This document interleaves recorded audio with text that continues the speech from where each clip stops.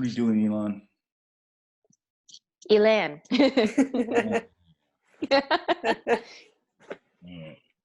Hey, Mike. How are you? Are you feeling better? Yeah, I'm starting to feel better. Oh, good, good. My fever went away. That's what was scaring me. Did you get that COVID? No. Oh, thank God. I had no, because I don't have the respiratory thing or the cough or any of that. Mm-hmm. But like Tuesday, I got freezing cold and I had a fever. That scared me because I'm like, that's what they say. It starts with this fever stuff. Mm-hmm. And I was like shivering and stuff. I'm like, yeah, great, you know. But I was also going like, I haven't really gone anywhere. But and then I just felt I've been feeling like crap like all week. I actually had to cancel one class, which I basically never do. Mm-hmm. So anyway, put me a little bit behind. I think I put a post about it, but I will get caught up this week as we have spring break, which is completely stupid that we have spring break because we kind of, you know. But anyway, you can go vacation in another part of your house, right? Yes, pretty much. The weather hasn't been cooperating with me for the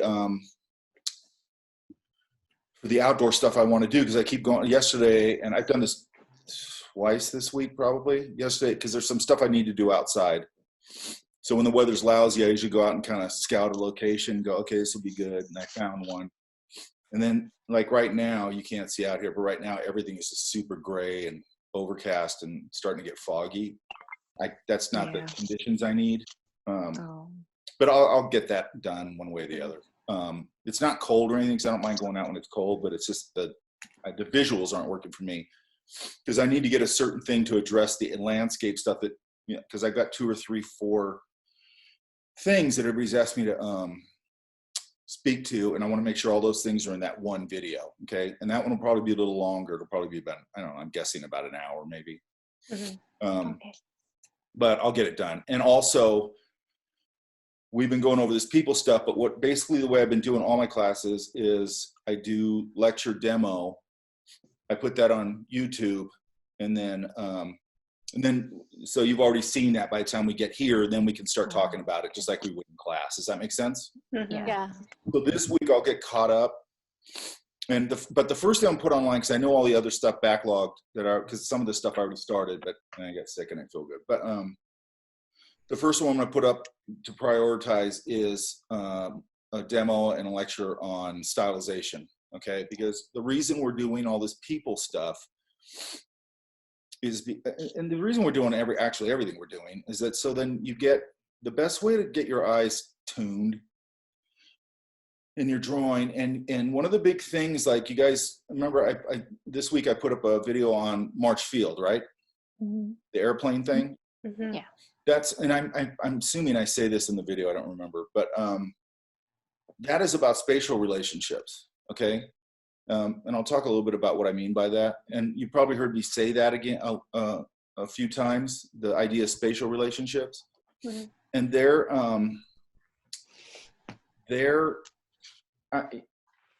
I want you to have your eyes so trained that you can kind of go. Susie sent me a picture, I think this morning, of Susie. Yeah. What was that image again? I forgot. It was like a cowboy or something, right? Yeah, it's a cowboy scene. And it was a good question because it was like about the sort of methodology of blocking in, basically, right? Right. I mean, I could spend 5 or 10 minutes sketching something out, but then I don't know where to go from there to start adding detail. Okay. It's not detail to me. Okay. Okay. And I have this one student, every time I say that, he just gets like, I always say it's you know that scene in The Matrix where the kid has the spoon and he goes, there is no spoon, right? It's the same thing. Okay. And he always looks at me like I'm crazy or whatever. Well, what I mean by that is that when you look at and even a finished painting, 90% of them, unless they really are somebody who just goes into this crazy, you know, putting everything in there, you're basically, and I'll look at that sketch you sent, but you're basically going, you know, your primary shape, which is your big block in, then you move into that shape and go to your secondary shapes, and then you do your tertiary shapes, then you do a pass on sort of your smallest shapes, and then you're out, okay? And what's hopefully happening at some point is you start realizing a lot of this, I don't care if it's drawing or sketching or whatever it is, it's not about detail. It's about editing. You know what I mean? What do I edit? Because I see drawings all the time. Or like I had this book on Thomas Moran where he'd go out and do these beautiful landscape sketches and stuff, because that's how they did those things back then, because it was pre photography. So they'd go out like on pack mule, and they take all, you know, he'd take watercolor and like cream colored paper, and he'd just do all these studies, and he'd just do these mind-blowing paintings from his reference, you know. But if you look at them, they're really beautiful and finished out, you know, from a sketch perspective, but they're actually really simple, you know what I mean?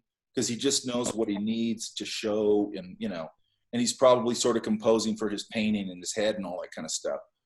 But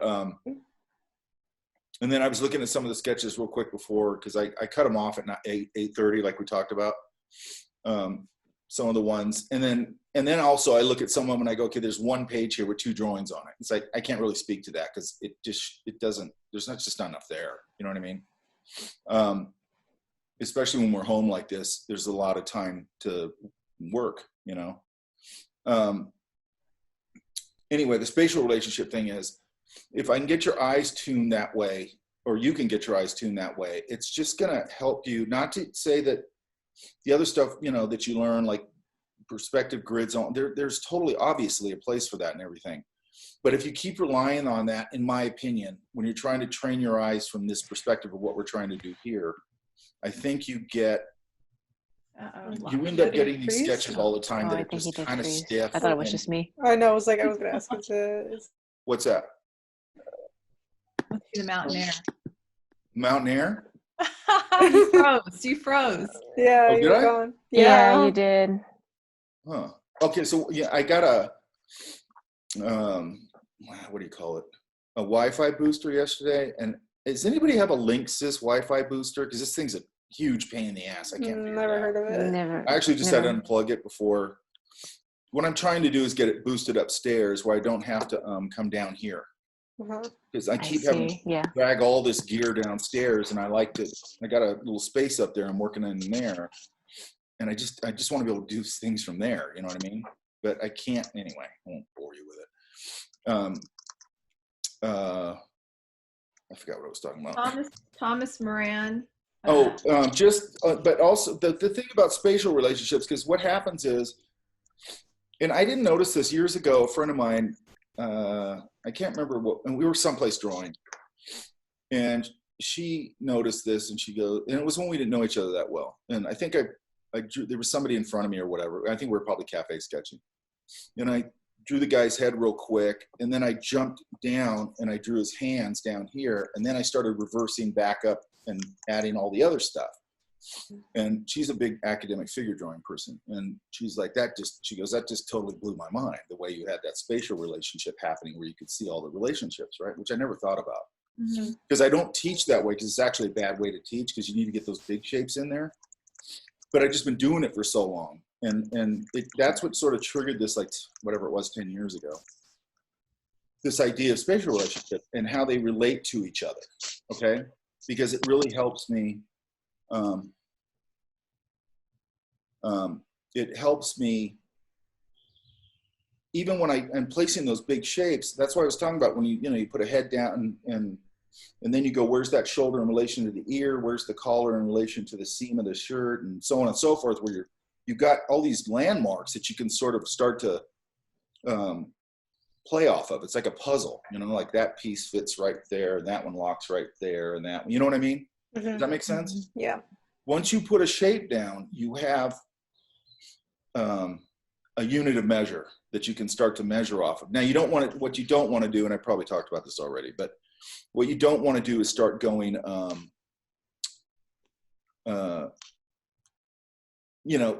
getting all, with your pencil and overthinking it. You don't want to do that either. What we want to do is just get our eyes tuned, right? Which is why you have to be I think you have to be in a sketchbook all the time, because you're constantly flexing that muscle. You're constantly making I mean, this is a lifelong thing. You're never going to get where you want to get, I mean, I can't imagine anybody getting where they want to get, Richard Schmid is a master painter, and he's in probably, I don't know how old he is now, 70s. I know he's at least in his 70s. And the guy can just paint beautifully. He paints kind of like Sargent or whatever. But I guarantee you, if you go and talk to Richard Schmid, he doesn't think he's there. You know what I mean? He's been doing it his whole life, you know, and that's the beauty of it. You're never going to, you know, you can become a master artist and all that, but in your mind, you're always going to be going, oh, I want to get to that. You know what I mean? It's just never ending, you know, which is why you've got to constantly be doing it. And the other reason I think that sketchbooks and all that stuff are so valuable, it keeps it at your fingertips. If you're doing this all the time, you're never really all that unwarmed up, because I always say the longest period I go between drawing is probably 8 hours, and that's when I'm sleeping, right? Then I get up, and within a couple hours I'm probably drawing something, you know. It's just, even if it's just little doodles and things, you know what I mean? Just to keep my hands and my brain warmed up. Just like whenever I start a class like this, I'm going to go over some drawings. I'm always like, I always tell the class, like, it's going to take me at least a half an hour for my hands and my brain to wake up, you know, because I need that. Usually before our class, when we go, or when we go on a field trip, I stop to work, get breakfast, and I do some cafe sketching to get my hands warmed up, because I know I'm going to do a demo wherever we go to. You know what I mean? So that value of getting your hands warmed up and all that stuff is super big. Okay, does that make sense? And also just doing a ton of this stuff. Hang on. Let me see. I downloaded everything. Did you always draw so much, or is that something that you developed? That's a good question. I mean, I drew ever since I was a kid and all that stuff. But there was and I might have told you guys this, I don't know. There was a change point, and it was probably, I don't know, 20 years ago or something. I don't know how long ago it was. But where I was doing that same thing that people do, where they sort of schedule like a sketchbook, and they go, and I probably told you guys this, but like they go, oh, Saturday we're going to this coffee shop, and me and my friend, and then we're going to work on this kind of stuff. And there was a guy who told me this at work one time, and I hear it all the time anyway. And I go, that's why you're never going to get good. You know what I mean? I go, you don't have this integrated into your life at all. Like it's a thing, it's an activity you do sometimes. You know what I mean? And I think that's actually really common. And then like I would do that, and I would go, I really want to work on my people sketching. And we're going to get super good at that. And then I go, okay, Saturday, I'm going to go to Del Lago's coffee shop, and I'm going to do, you know, spend 2 or 3 hours. And all of a sudden I realized, for some reason, I go, just draw all the time. Like, why are you scheduling this? This thing should be, you know, if you sit down for 5 minutes, it's like cigarettes, man. You have a smoke, you know, you just start drawing, you know what I mean? And that's how it is for me. So it all changed with that, where I just started. And there's a whole psychology to all this for me. Like a big part of my reason for this stuff is I haven't figured this out until recently. Like I have this need to document everything around me. I have this need for spontaneity. I have this need for improvisation. And I have this need to sort of document my world and my thinking as I'm, you know, just for myself in real time all the time. That's why this particular skill set was really important to me. Because I remember when I was in school and stuff, I'm like, if I'm in Paris or something, or wherever, or downtown LA or wherever I'm at, I want to be able to just throw down drawings and remember those things. You know what I mean? I didn't realize how much it cements the memory into your head, because it really does, and how much you're absorbing a sense of place, and how much you're absorbing shape language and all that kind of stuff, all the extras that go along with it, you know, that feed into like a commercial career and all that sort of thing, you know. Because it's so much easier when you work this way, and you can just go, okay, I'm working on that subject matter. I'll just go sketch a whole lot of that, just, you know, not stylizing or anything. And then I understand that language. Now I can go back and I can start pushing shapes and language and all that kind of stuff, because I can, you know, I absorbed it. Because you see students all the time, and they do, you know, you go, we're going to do this environment or whatever. And then you look at it, you can tell they never looked at anything. And you go, well, did you look at any reference? No. And it's like, how do you know anything about 17th century France if you haven't looked at anything? And it just looks really amateurish, and there's no, you know, it's sort of like what happens, and I know this is common also, is that students go, they want to put the cart before the horse. So in one of my classes, I'm having them do people breakdown, sort of like what we're doing in here, only we're doing it more involved. And they completely half-assed that whole project. I mean, they did like 2 people sketches, and I go 3 pages, 11 by 17, just, you know, not huge, just a lot of, you know, shape breakdowns of people, because we're going to go into character. And I mean, they half-assed it, and all these excuses and everything. And then I'm like, and then as soon as you go, okay, we're going to do a character project, because I just gave up on it. And you go into a character project. Oh, we're going to do a character project. It's like, you can't do character because you don't know how to draw people. You don't understand the basic fundamental building blocks of design or character design. Does that make sense? Mm-hmm. So what I'm trying to do, and what, you know, all of us are trying to do, our thinking is, it's like, you know, fundamental building blocks, and then build on those building blocks. Because if you don't do that, I know it's a cliche, but you have no foundation under what you're doing, and there's never going to be any structure or good design to it.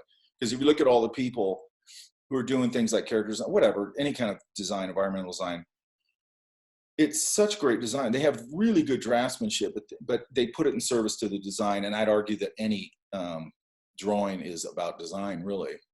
Susie, you looked at those Adolphe Menzel drawings. Yeah. They're great, right? They are. I think they're super touching. Mm-hmm. Just because they're so. And did you look him up? Did you read about him? No, I didn't read about him. I just glanced through his drawings, but I would like to I'm research. going to show you them a something real little bit quick, more. because I just think it's interesting. Hang on a sec.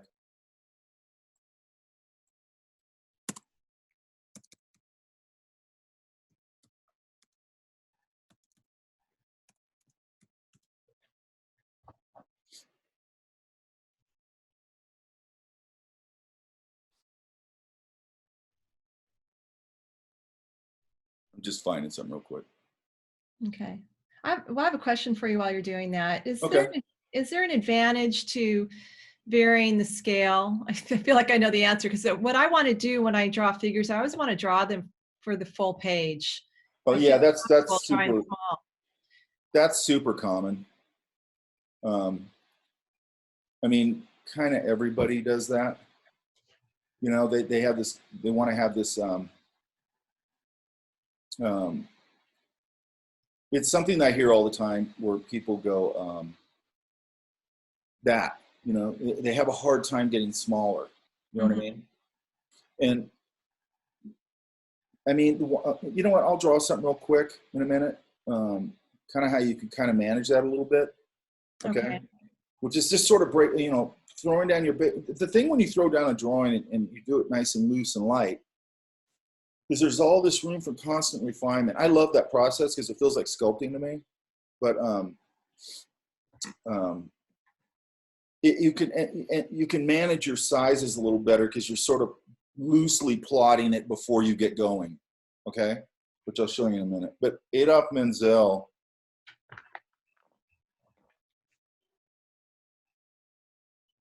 was this guy, right? Like, he's super severe. I love this guy. But he was apparently, he, you know, because he lived in like the 1800s. I think he died in like 1902 or something like that. But he was like 4'3" or some crazy number. I can't remember. But he, so he was, especially back then, he was just immediately sort of an outsider. But apparently, you know, he was pretty well known in his time, and I think he was a professor or something too. And so he'd get invited to all those society things, but he was always over there, you know, sketching all the time with a glass of champagne. And he just sort of was this distant thing, you know. He was really, I think, uptight about his appearance and all that kind of stuff. And he was just constantly drawing all the time, you know what I mean? And then when you look at his stuff, it's so specific to the person, you know, which I think is, I like to do that. I do a lot of just sort of general things to keep my hands warmed up. But every now and then you see somebody who's really pulls you in, and you go, okay, I want to kind of get that likeness and everything, and whatever that is about that person. And I'm still abstracting it into shape and all that, but I get a little more fine tuning. But it still starts with that big process and then building into those shapes. Does that make sense? Mm-hmm.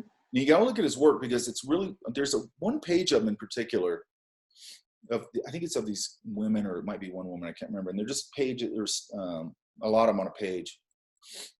And when you first look at him, they look super finished out. And then when you zoom in on them, I mean, it's just a smudge here, a little line there, you know, masses the whole hair shape in, but man, they're just spot on. They're just beautiful drawings. They're not overdone, but they're super accurate. Does that make sense?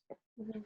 This skill to me, and I probably said this also a million times, this is a fundamental skill set. You've got to have this skill set.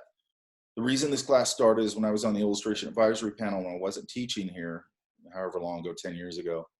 And kept pushing this. Like, you have to have this class. And it kept getting, they kept trying to push it into storyboarding or narrative or this, because nobody, you know, and I felt like, you know, I was always politically correct in those meetings, but I felt like I'm going, you guys don't get it because you guys don't have the skill. That's why you keep trying to push it into something that you can teach. Go get, you know, somebody else to teach it. You know, I eventually took it over, but because then I found out this class was getting taught as a lecture class, which completely pissed me off. It's like, you can't teach this as a lecture class.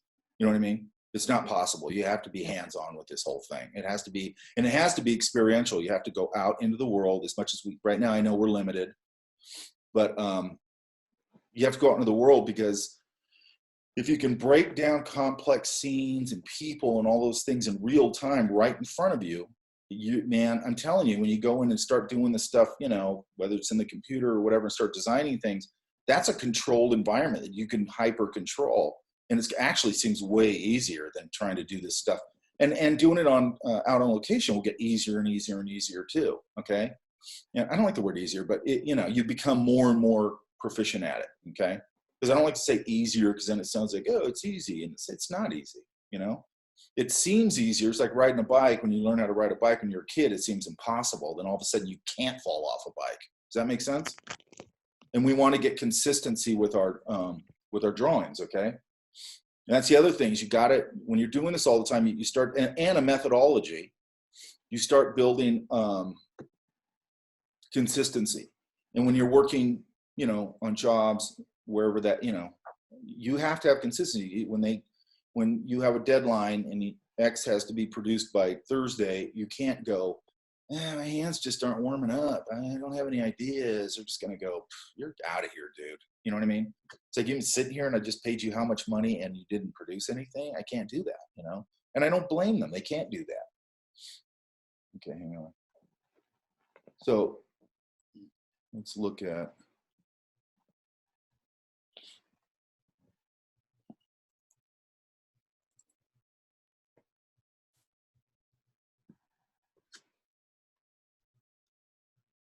okay, I have,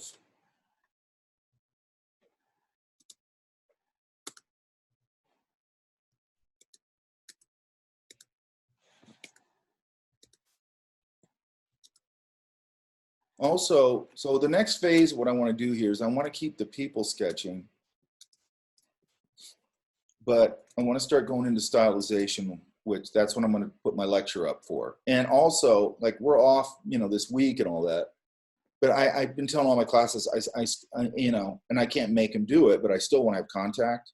I still want to be seeing sketches. I still want to do things, having this conversation, because I don't like that, you know, this whole crazy virus thing is, we lost a lot of time. You know what I mean? Mhm. Also, the school is waiving most of the classes you take. The school doesn't let you take it again.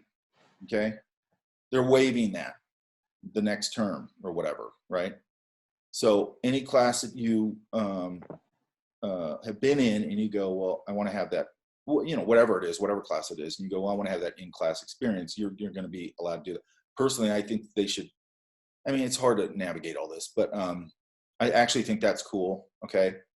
If anybody has stuff on campus that they need, you have to contact, because we're not going to be back in class, I don't think. I think they said May something, so who knows, maybe the last 2 weeks of May, I don't know, or last 2 weeks of the semester, I don't know. And it's like, I'm so, and also, and I don't know if I said this, I say this at the beginning of all my classes usually, I'm always available. If you're in a class with me, I'm available forever. Okay, so if you need to come to me and go, hey, I need to go over this, I don't care if it's for another class, I don't care what it is, because what's really important to us is that you start overlapping these things. This class will help you a lot with things like storyboarding or character design or any of that kind of stuff, okay?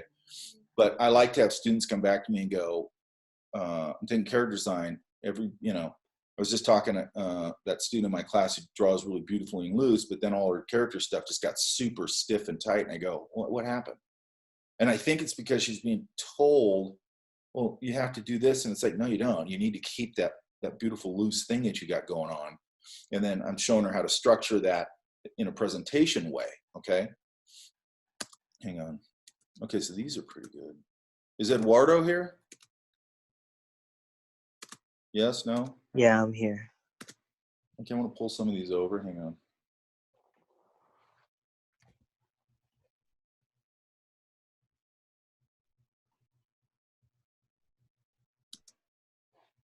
Like some of these, I like this one.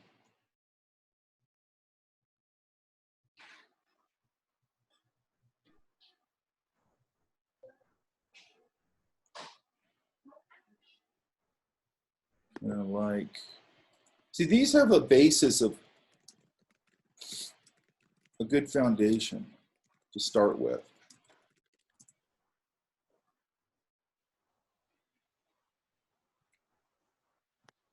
And again, my hands have to warm up a little bit, but and basically, you guys already did the hard part. You already sort of blocked it out. So, Eduardo, where's that one from? They're both from that world website. Oh yeah, okay. Your resources.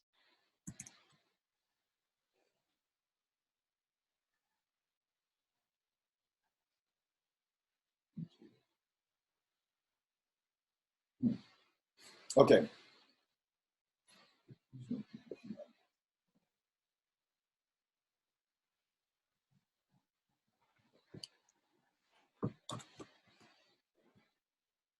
I'm crammed on this little round table, which is driving me crazy.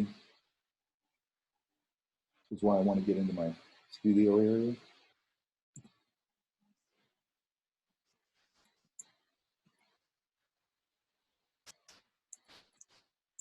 Susie, you sent me that drawing on a email, right? Yeah, the one that I blocked out, the Western. Yeah. I might do a little bit more of that little flip thing here. Now, I know that might not have done that.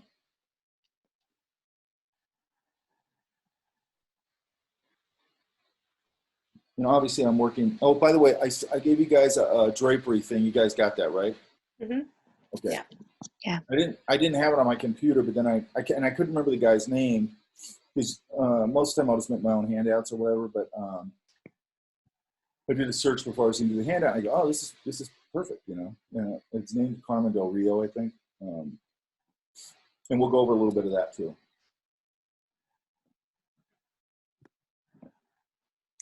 You know, you might get. What kind of hat is that? Is it a trucker hat or is it just a regular baseball hat? I honestly don't know. Okay, I'm gonna just for the sake of design, I'm gonna sort of break it up like a trucker hat. It's a regular hat. What is it? It's a regular hat. Oh, is it? Well, I'm making a trucker hat. And the reason I'm doing that is just because from a design perspective, I can block out some value on one side.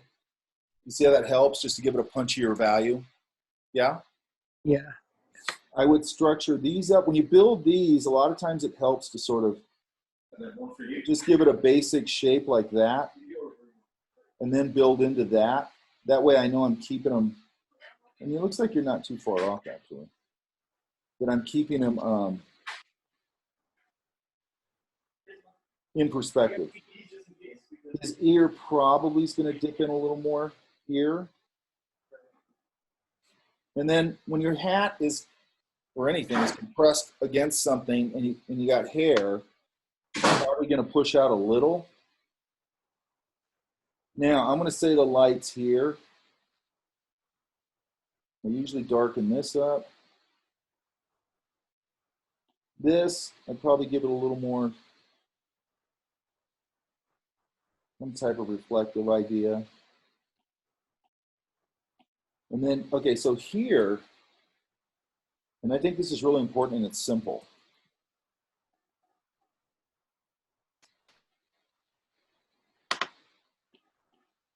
So let's go. Ugh. Hang on. I got to do my Wacom rant again. Hang on.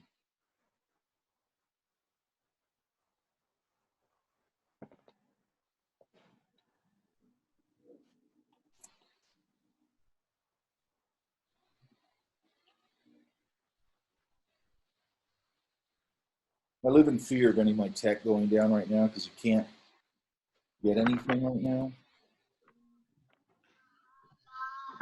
Okay. Usually when it does this, it'll do it 2 or 3 times right afterwards, just so you know. Okay, so this nose, you can, and I don't know exactly what his was, but there's a little, usually there's like sort of a little ball on the end of the nose, that nostril. But the one thing I think is really important is this little, where that cheek mass hits the wing of the nose, okay? It's a simple solution that it gives a little more structure. Otherwise, it can start going really flat, okay? So we're always trying to avoid that. I don't like the way I just did it. It's gonna be more like that. Okay, then he has like a beard. So let's go. And I'd have to see it, but I'm just gonna make it up. It looks like he's got one of those kind of wispier beards. This upper lip can sort of, I like the way it dips in like that, that's good. But that upper lip will go a little into shadow. And one thing that's interesting about that website, if you notice, almost everybody's in harsh light because they're out in the sun. You know what I mean? It makes everybody look kind of terrible, but I like that. This is going to come down and then probably a little more chin probably. Again, a lot of times I put this, when I have this bill right here, I can make an excuse that I could have the top of the head kind of drop into shadow a little bit. Why do I do that? Because then it gives me another big value like that, okay? Does that make sense? You see how when we get those punchier values in there, boom, it starts to read, it pops. Does that make sense? Yeah. James? Yes? James? What's going on with James? Okay, I'm going to drop a little shadow off the ear here.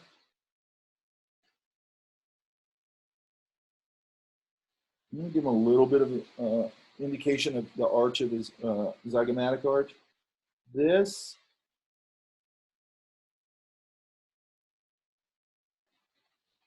that's fine. This guy have tattoos on his neck? Yeah, he did.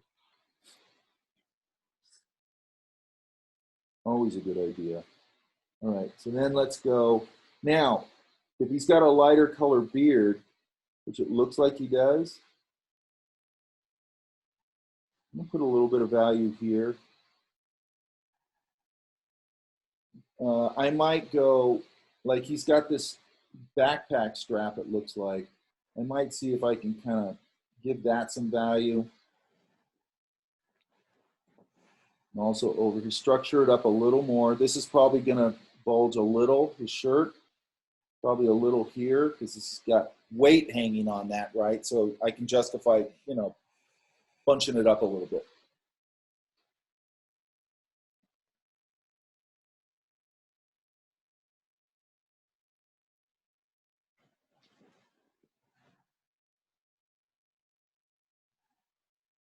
Now, why does it help to put the value on the straps? I think it gives it more form, and it kind of separates values, so it makes it easier to read. That's it.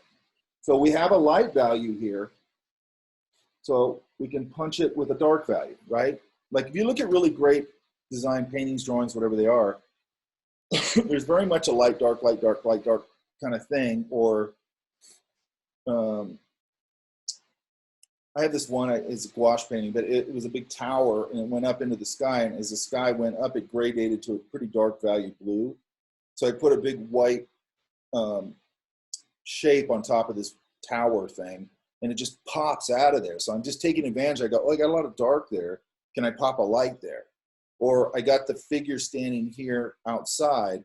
I can mass a whole landscape behind it. It's just a value or a silhouette. so I can pop that lighter value character out of it. Does that make sense? Yeah? Yeah. This probably comes forward a little more. It's usually like a little point there. Okay. You know, and then the tattoo things, I design them a little bit. You got to simplify them. I don't know what they were. And I'm not a tattoo person, so I don't know much about them. But, you know, I would come in there and probably design them out and then just give them a real simple value. A lot of times if you're going to do tattoos or something like that, even if somebody has, I look at it and sometimes, like, let's say they got a sleeve or whatever, there might be so much going on in there that you're like, eh. So I might use the sort of tattoo cliches like the tribal stuff or snakes or roses or stuff like that, just because you just see that so much. And I'll just use that language because people go, oh, tattoo, okay, I get it. It's not clothes. Does that make sense? And it's got a wrap. So if it's wrapping around the arm, as it wraps around, all that stuff's going to compress because it's, you know, it's starting to go around the thing. Does that make sense? Yes? Yep. Okay. All right. Does this make sense what I just did here? Somebody? Yeah. Yes. Yeah, it makes Yeah. sense. Elan.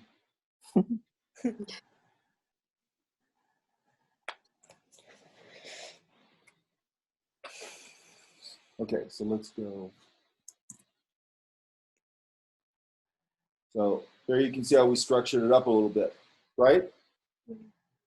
Mhm. Yeah, it pops out a little more. And what I want you to see there is I didn't do that much to it. Okay, he had the bones of a pretty good drawing there. Okay, now it's about strategic line, and I actually think I like his build better than mine.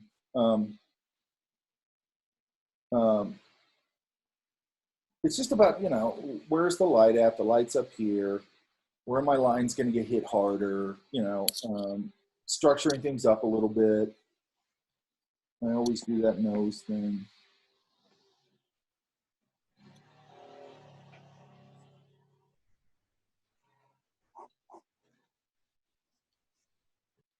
That nose a little value.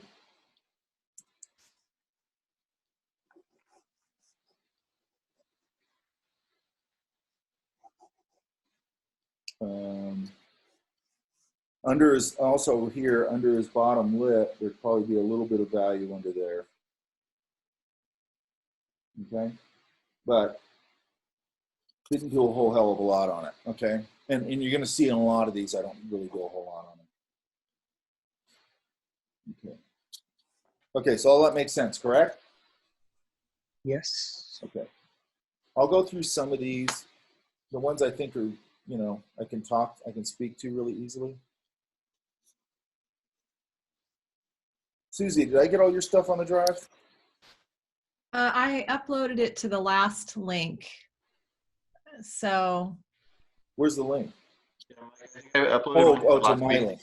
yeah, to the Google Drive under my name, and then I put a subfolder with today's date in it.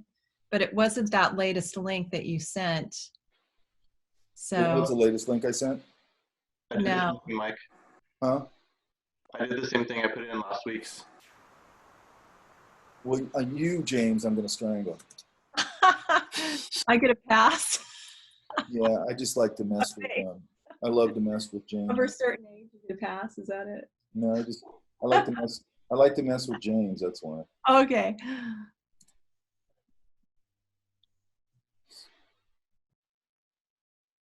Okay, so let's look at this one.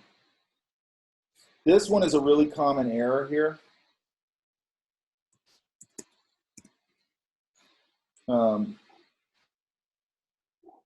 Which is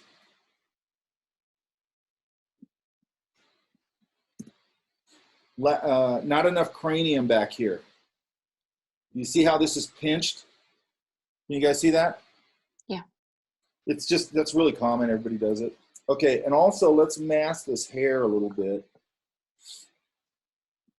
So first up, let's knock this down. A little more cranium. His ear would probably be somewhere around there. Oops, I'm on the wrong layer. Hang on.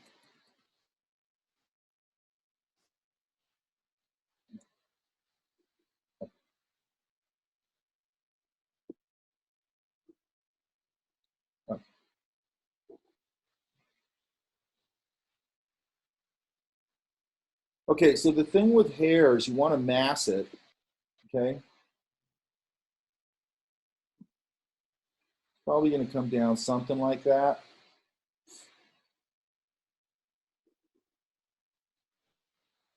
His eye looks pretty good. It should be, yeah, I like that. Same thing here as I was saying last time. Let's get the nose structured up a little more. It'll usually drop under a little bit. And then this, see how we got this sort of random mark making here. Never random mark making, always has to be designed, okay, and thought through. And sometimes when when you're first learning this, I'm sure you guys are seeing this, you see a lot of things and you go, I don't know how to interpret that, right? Does that make sense? Yeah. Okay, so let's just take this guy. And at first I'm just sort of mapping. I think we talked about that.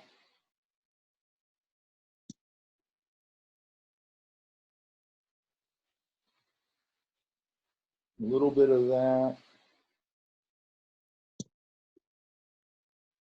It looks like he's got a little bit of a jowly thing going on. And then just kind of structure this up a little more.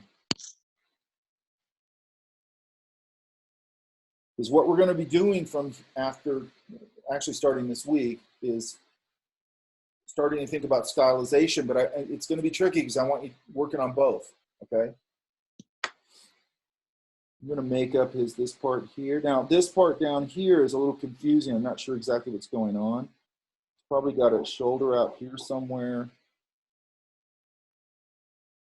I like this little bag under the eye. This little indication of the arch. Okay, so now look. I'm going to give them darker hair just for the point of conversation, okay? And I think we talked about this. This is rolling over. So it's coming down. Let's go fatter. Kind of coming down like that. It's probably going to get a highlight somewhere in there. You see how simple that is? Why is it? Because again, we talked about this as it being a cylinder, correct? Yeah. Did we? Or cylinder? Yeah, we did. Okay. And then okay, so what I'm doing here is I'm blocking out the mass of the hair. I'm not at all worried about detail. And then I'm trying to follow, and by the way, I'll do a video on that also because I already thought about that because I'm doing that head video, the one we talked about with Skylar, and I started going into hair and stuff like that. So, and I'd figure out, if they're standing in front of me, I don't have to figure it out. I'm going to know where the masses are, okay? This has got to come out more. Then I usually put that little darker value anywhere the hair goes from lighter to darker. Like here. Now, once I get it all blocked out, then I can come in here and do my looser stuff. Same thing with his beard or his mustache.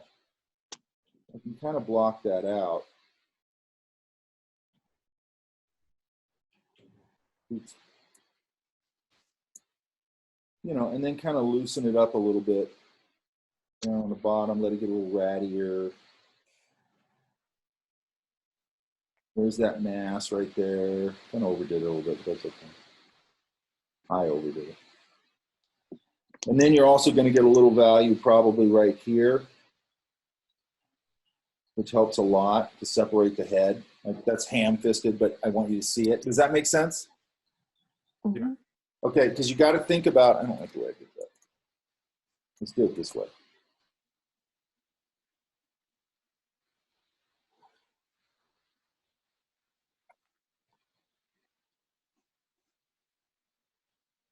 A little more like that. And then I'd probably put a little bit here because he looks a little grungier, so I might give him a little bit of a value here to sort of indicate that 3-day beard kind of idea. Does that all make sense? Yeah. Yeah? Yeah. Okay.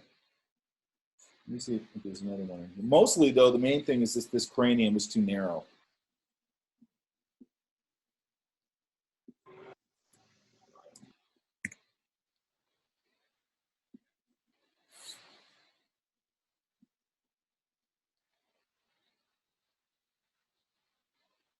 There's a lot of them here. Okay, some of these I'm looking at, I think I've seen them from last week. I don't want to see stuff I've already seen.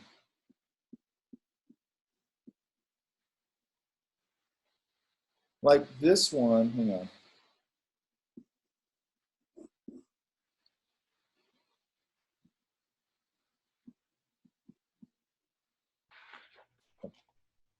Did you clear out the April 4th drive? Yeah. Oh, okay, cool. Just so you guys know, I don't know if I said this. That's why I put the half-hour thing on it, because I sit there, coffee, go up to a half hour before class, and I just keep dumping stuff onto my desktop and clearing it off the drive. So that way, if there is something that I need to, like I'll talk to, if I'm talking during class and I go, hey, can you throw that in the drive? I want to look at it or something. It's not confusing to me and there's all this stuff. Got So I it. just take it out. I know people, a lot of times they go like, where'd my stuff go? And they think that it just disappeared and it's me. Got it. It's not that. Yeah, I remember now. I think you mentioned that. I forgot. Yeah. I like to, I spend about, I don't know, an hour before class just like setting up my Photoshop file to draw, opening my Zoom window so I can just hit right at 9 o'clock. I hit the enter, getting all this stuff put together. Because the reason I like it a half an hour before class and all that stuff, I don't like when you guys come in here, I don't want to be like, oh, wait a minute, let me find this. And oh, I got to go over it. And wait a second. Well, let me open up a window. I just don't like that kind of stuff. From a student perspective, I don't like that. It's like, can't you get your shit together before class starts? So trying to stay organized. Okay, these are good.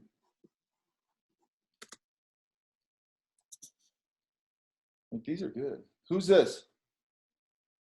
It's mine. Who is this? Hui. It's mine. I can barely hear you. Can you hear me now? Yeah, that's a little better. Okay. It's Hui.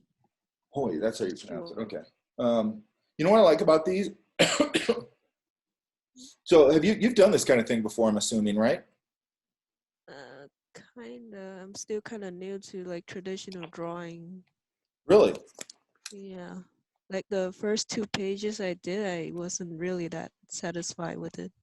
Well, nobody's satisfied with the first 2 anything, Yeah. right? I mean, that's normal. What I like about them is they're very balanced. Okay, they look pretty balanced. Like this one, I'd argue here,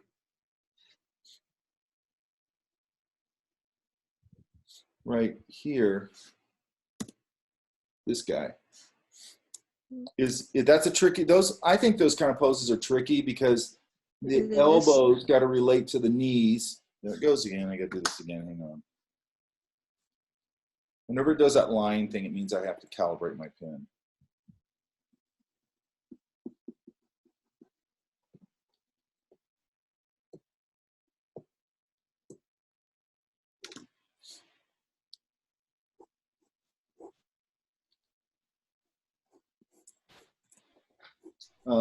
Elbows have to relate to the knees, and then the knees have to relate to each other. I mean, that's a tricky, he's got to feel, that forward lean.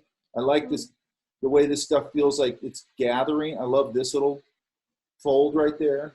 It feels believable. Yeah. Same thing here. You got these problems here where these things have to relate to each other. I think this is a tricky one with this cross-legged thing going on. I think maybe in here. Okay, so one thing when you guys are doing these, and I know you can't always add it in, but one thing you want to think about, and again, I don't want to get super anatomical in here or this becomes a different class, okay? I'm trying to relate these things together from a shape perspective and all that, but make sure that you're taking life drawing, make sure that you're, I think I mentioned before that book by Michael Hampton called Figure Drawing, Design, and Invention. That's a really good book. But, so when we're looking at like this, which I think is pretty good, you're doing a little bit of here, like the way this eye goes into this socket. Yeah. because that's what it does, okay, which is great. Kind of comes off of that. And then this, now, see how it's going pretty flat in this area here, Mm-hmm. okay? That's easily fixable because all you got to do is put that wing of the nose in and that little bit of cheek mask, and see how much that helps it? Mm-hmm. Okay, and how simple that is. 90% of these solutions are pretty simple. Yeah. You could give this a little value, maybe under his nose. Maybe add in that nostril. Get a little bit of this here, maybe.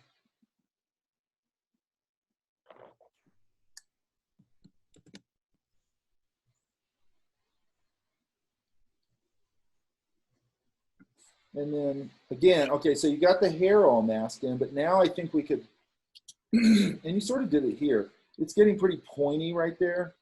I might break that up a little bit. Just, that's pretty simple stuff. You know, a lot of times I darken this back thing depending on where the light is.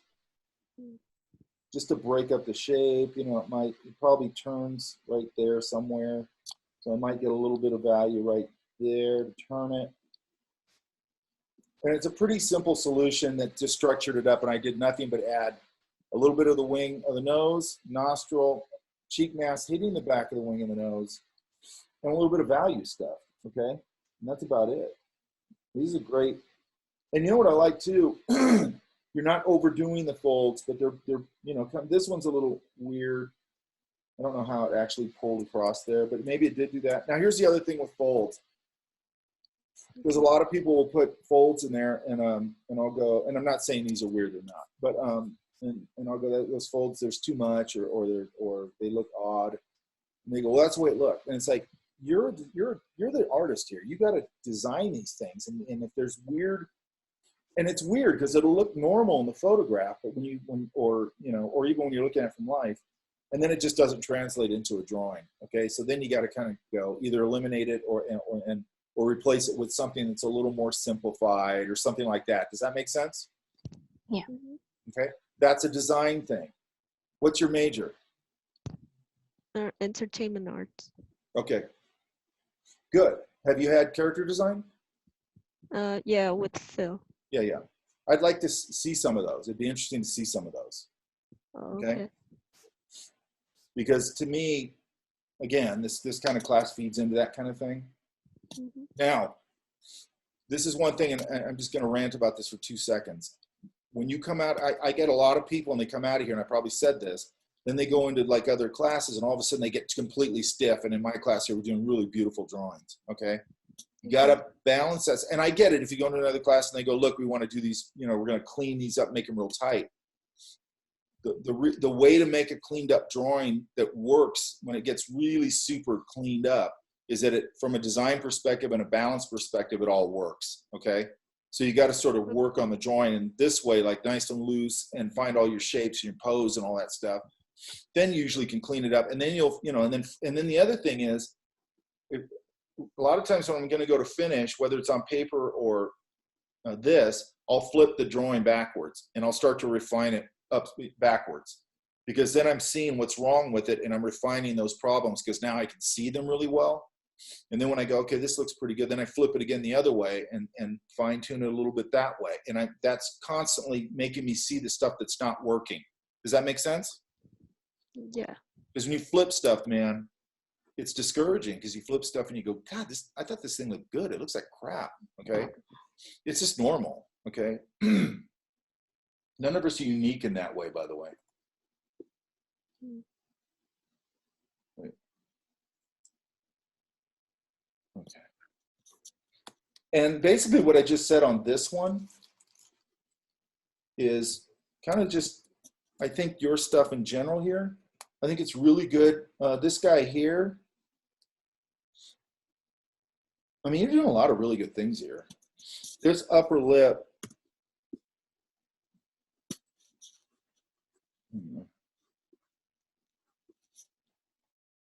this one, this could probably go into a little bit of a value.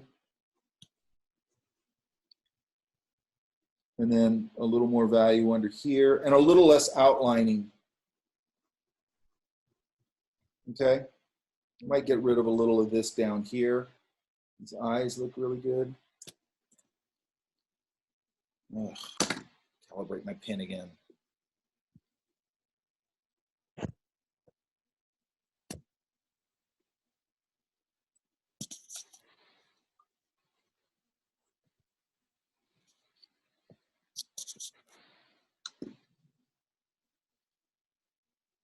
Okay. Like this. I don't really need to do a whole lot to this one. I might loosen up these eyebrows a little bit, which I actually don't think they're bad anyway, though. Get a more defined, maybe, shadow value, how this is working under his neck.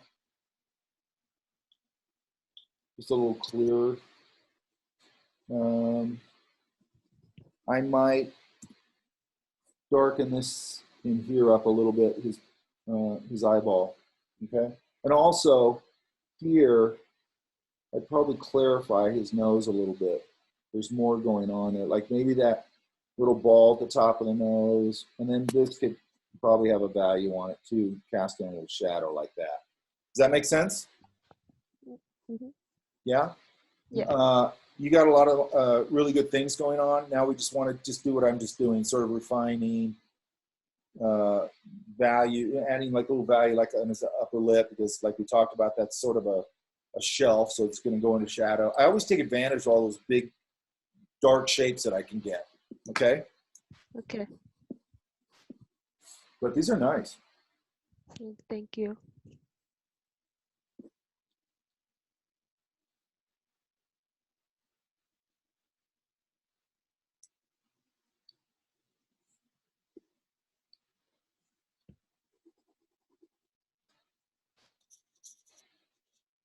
Wow, who's Carnegie? Are they here?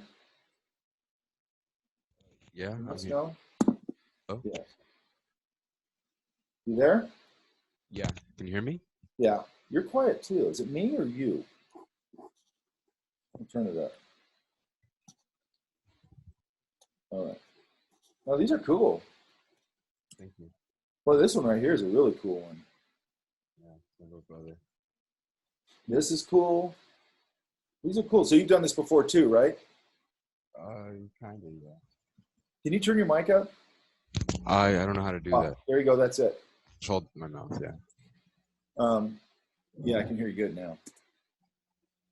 This one, I think, I saw these last week. Don't give me pages I've already seen. By the way, I should be seeing pages and pages and pages, not one page, okay? Okay. I mean, you have no idea how much I just want to sit around and draw or paint and just, or sculpt or whatever. You know, you guys, and I know you guys have other things to do too, but we have, more, let's face it, we have more time right now than we normally do, okay? I'm not driving, okay? What's replaced driving for me is all this prep, but still I'm not driving. All right, so let's look at this real quick. I mean, how long do these take you to do? I don't know. I know the one with the head, that one took me like 20 minutes. Okay. So I was trying to do it pretty fast. Yeah, that's not bad.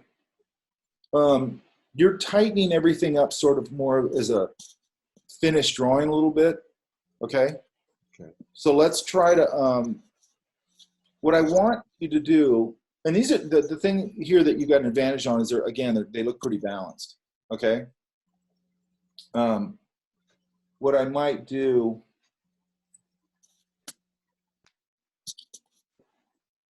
like keep a little bit of your, when you're building these things, build on these shapes and sort of like how we've been talking about how we, this kind of sketchy thing, and then go in and like pick the lines that you want to keep. Does that make sense? Yeah. So we can keep a little bit of that looseness to them. Right now they're starting, what I'm always worried about is that you're drifting into a finished drawing, and we want to sort of stay in that sketchy but finished area. I know that's weird. Here's a, let me see if I can find something real quick.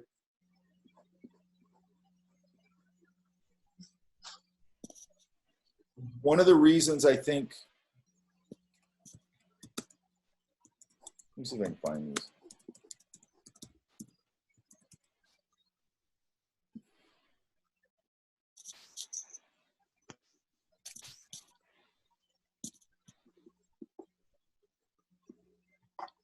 Yeah, here they are. Yeah.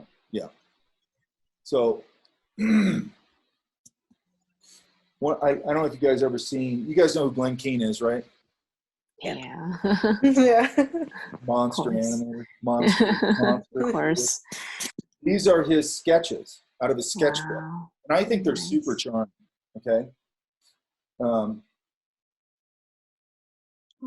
I mean, that's charming. You know what I mean? Yeah, that's really nice. And they're totally different, really, than what you see. Usually, the thing about Glenn Keane that strikes me about his animation, his sketches, they're like really powerful. You know what I mean? Yeah. And these are like a little more delicate, and you know, they're just charming. I mean, those are so great. This is what you want to be doing. This is it, right? Look, so what I was just talking about, look. And I know, by the way, you guys, it's a little harder to do this when you have to do it in photos. I totally get it. Like, especially when you're not used to doing this and you're learning it, it's really easy to want to drift from a photo into a finished drawing. I totally get it. It's hard. It's a hard thing to manage, because, you know, which is why I like us outside all the time, because it's a dynamic environment where it's harder for you to sit there and get all hung up about, you know, overthinking everything. Okay. Look at that right there, man. You need pages like that, okay? And some of you guys are.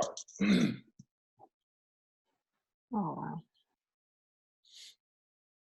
Yeah, that's great. Oh, So he has a lot of them that are from, like, I love that. See, that's what I wanted to capture. That's why I wanted this skill set, is moments. You know what I mean?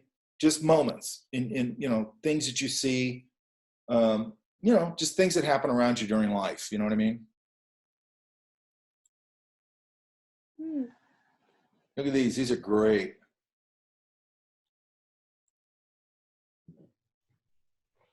A lot of them, I think, are out of Paris, I think.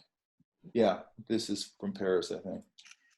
So I'll link to this on the on Canvas. Look at that one. Look how sketchy this stuff is back here.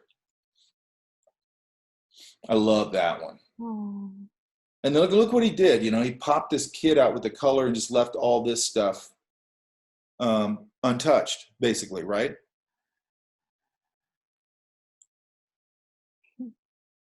You guys, a lot of you have pets.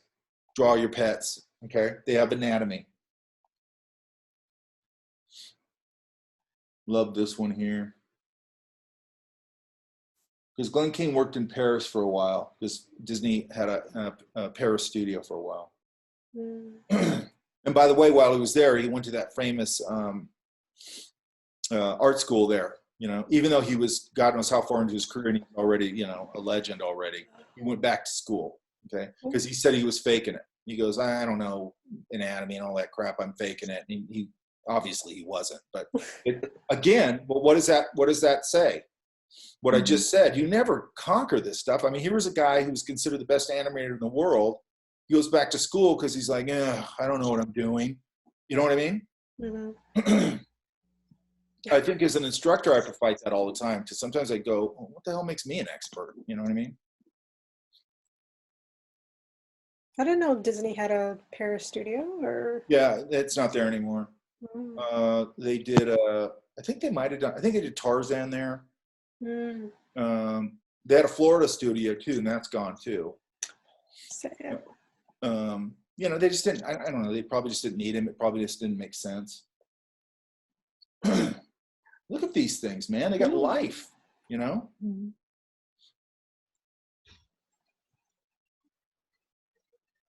I mean, that's what to me, that's what we're doing, okay? And how this feeds back into your commercial work. And commercial work, I just mean illustration, entertainment design, or painting, you know? You go out and you do this, you get so many ideas for all these things: nuance, pose, interaction, movement, all that stuff, okay? I would kill for one of these, by the way.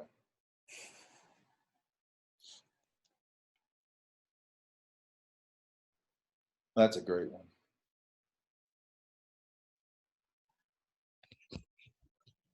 And then look at this sense of design right here. The way he contained it, leaned her against it, left all this stuff unfinished. That's the editing part. What do you leave unfinished? That's the design part, like that little kid popping out, just those lines to indicate the people. And also that relationship between the kid not being part of the adult world, okay? Being way down here and sort of outside, okay? Because that's how you feel when you're a kid, or at least I did. Look at these great hair studies. Look, there's that thing we just did, dark, light, and then back into dark. Same thing here, right? You're just using that value to block out those areas. Love that. Love that. I mean, look how great these things are. They're crazy. Beautiful poses. Inspiration. Oh, yeah. Who?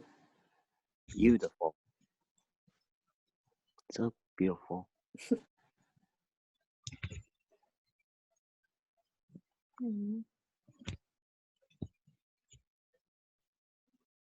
He lives up here, by the way, and it's interesting because you look at these and you go, this is a really sensitive person, right? And everybody I've met up here who's ran into him, they just said he's just the nicest guy in the world, you know? And he could be a real arrogant guy because he's literally at the top of his craft, okay?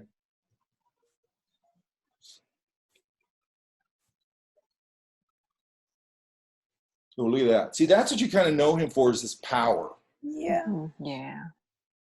I mean, that's power, man.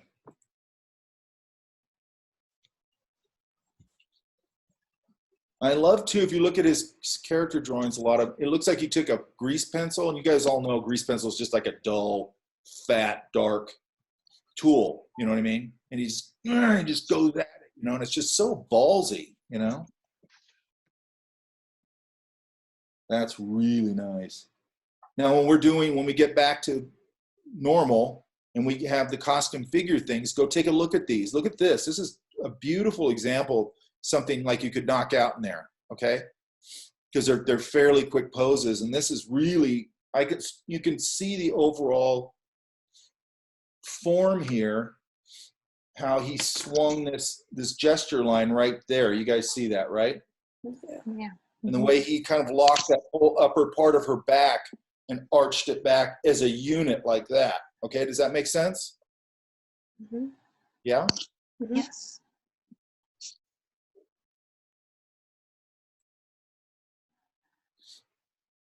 Anyway, so there you go, right?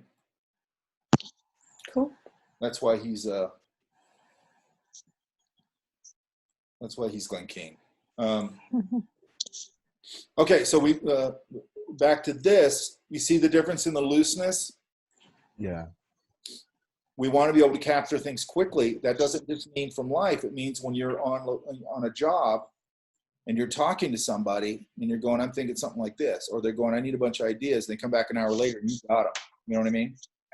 You need that skill, okay? And I've seen people completely struggle with it, and I can see them panic. I've seen them panic, where they realize that, and it was somebody I was, people I've been working with, and they can tell that I'm not happy with it, that I'm looking at it and going, I need more here. Like, I need these kind of loose, I need ideas, like what's taking so long? And then you see them go into panic mode, okay? And then they start stumbling all over themselves, and they just don't have that skill set. And they're like, they can't do it. They just can't do things quickly, loosely, and communicate the ideas well, okay? Okay, so does that all make sense? Yeah.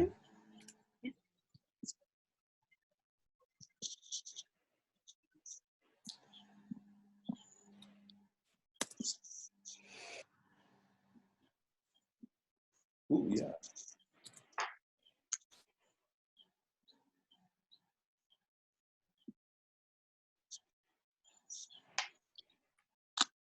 Another one,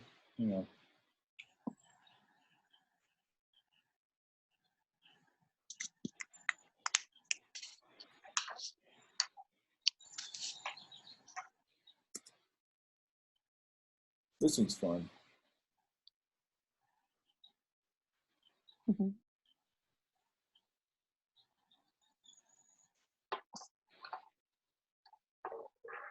What I like about things like this, because we're going to start going into stylization.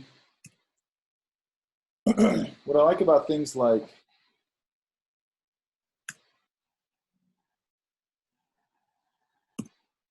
this one, do you see how there's some fun shapes in there? Just from a pure shape perspective. I could squash this. Maybe I'll even do it this way. You know,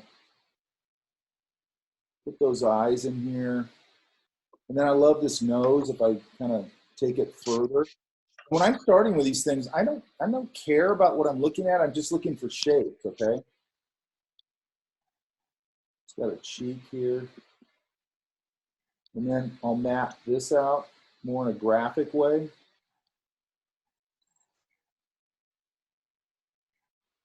And then I love this thing just hugging up on his head right here. This turtleneck.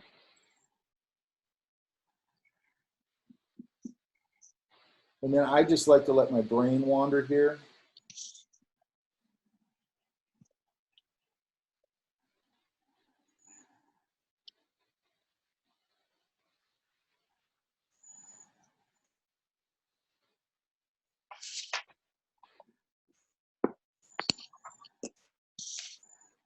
I'm gonna pop that ear out.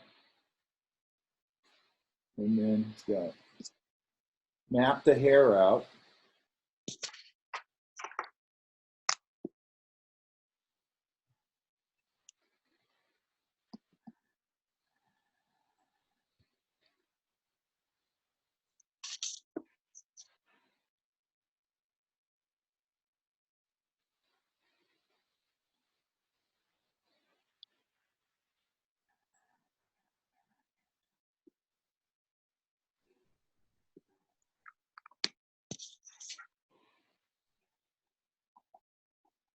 And then maybe I push the stripes a little bigger so I can see them a little more. What else is good about having the stripes on that collar? Shows the form. Shows the form. Yep. Surface form, right? Mm-hmm.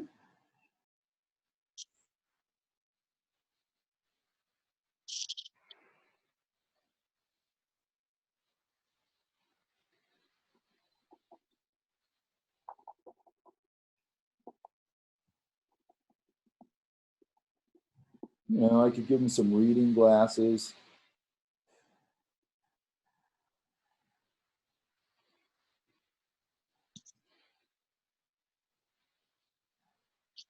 Give him some bushy eyebrows.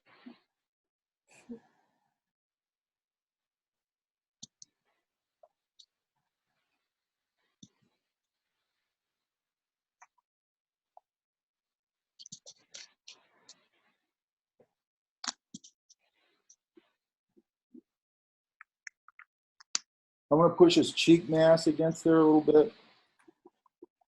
This I could start to give a little bit of value to. I probably just do this with a bigger brush, actually. This part.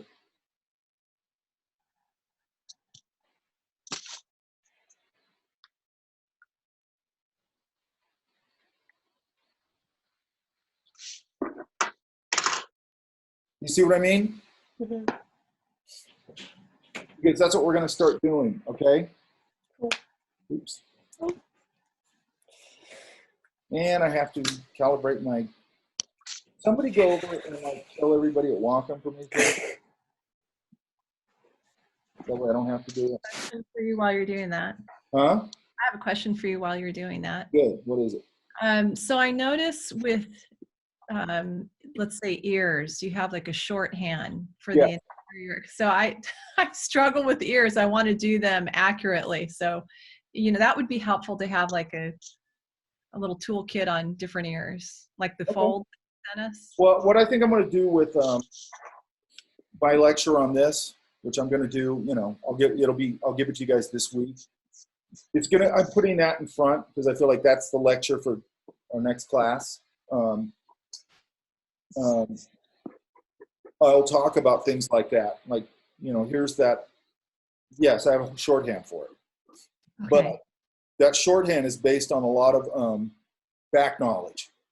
Okay. understand. My, life drawing, blah, blah, blah. Like when I was in school, I was actually a big fundamentals guy. I actually didn't care about, yeah, I wanted to do all that cool stuff that I saw, but I knew the way there. I just had this weird thing where it's like, I want to have no holes in my knowledge. I want to know how this works to this works to this work. And then I feel like I'm knowledgeable. Then I feel like I've got the tool set. Now I can start to do all this fun stuff, right? Mm-hmm. And what happens with kids and why they or younger students or things like that, or just students in general, where they fail at that, is like you have no underlying understanding of any of this stuff. You know what I mean? It's like you don't know what an ear actually looks like. You don't know what that building you're trying to stylize looks like. That's why it looks cheesy. You know what I mean? Mm-hmm. So this idea, I just love the fundamental part of it, because I've been doing this for a long time, okay? And all I'm ever accessing is fundamentals, okay? Value, contrast. What are we talking about all the time here?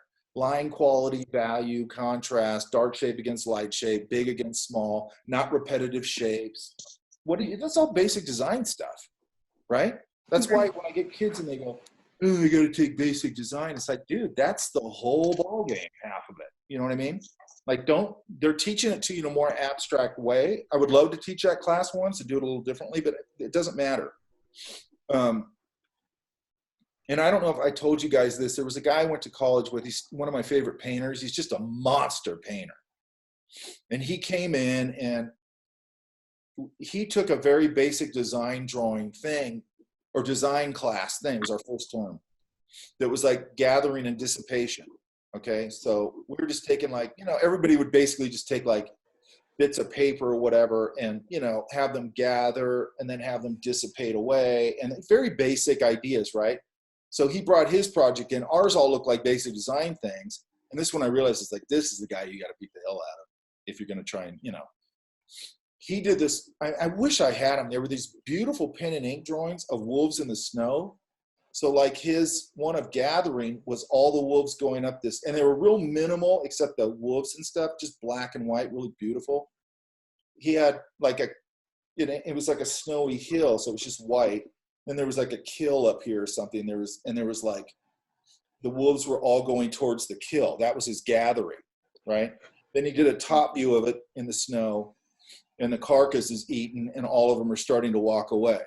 You know what I mean? And I was looked at that and went, man, talk about taking a simple thing and just totally elevating it.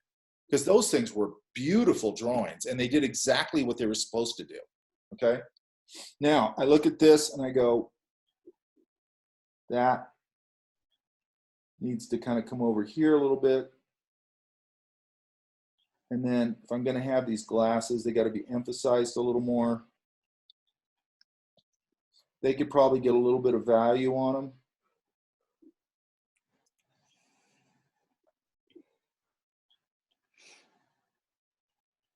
And then I go in, if I liked it, I start going, okay, I'm going to emphasize this eye a little more with the eyelid. The bottom of the nose, I'm going to darken up a little bit. Maybe give them a little bit of a jowly thing here.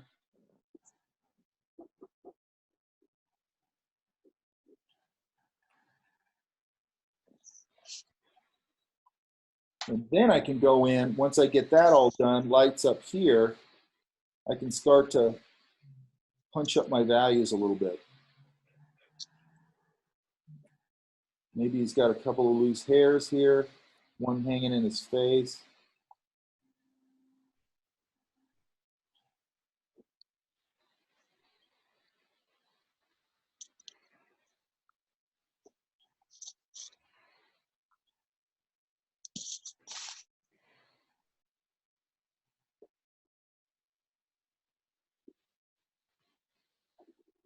He's going to have a little pocket square because he looks kind of debonair. Make sense? Mm-hmm. Okay, so we're just starting with these, that's all from this, right? Because right. I was looking at it sort of like this. Here's what I'm seeing.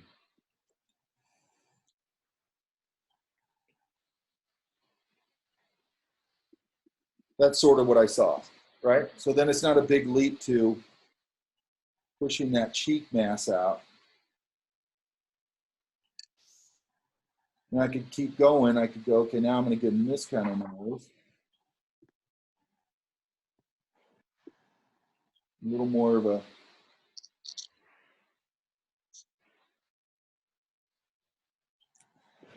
he's got a little hat on.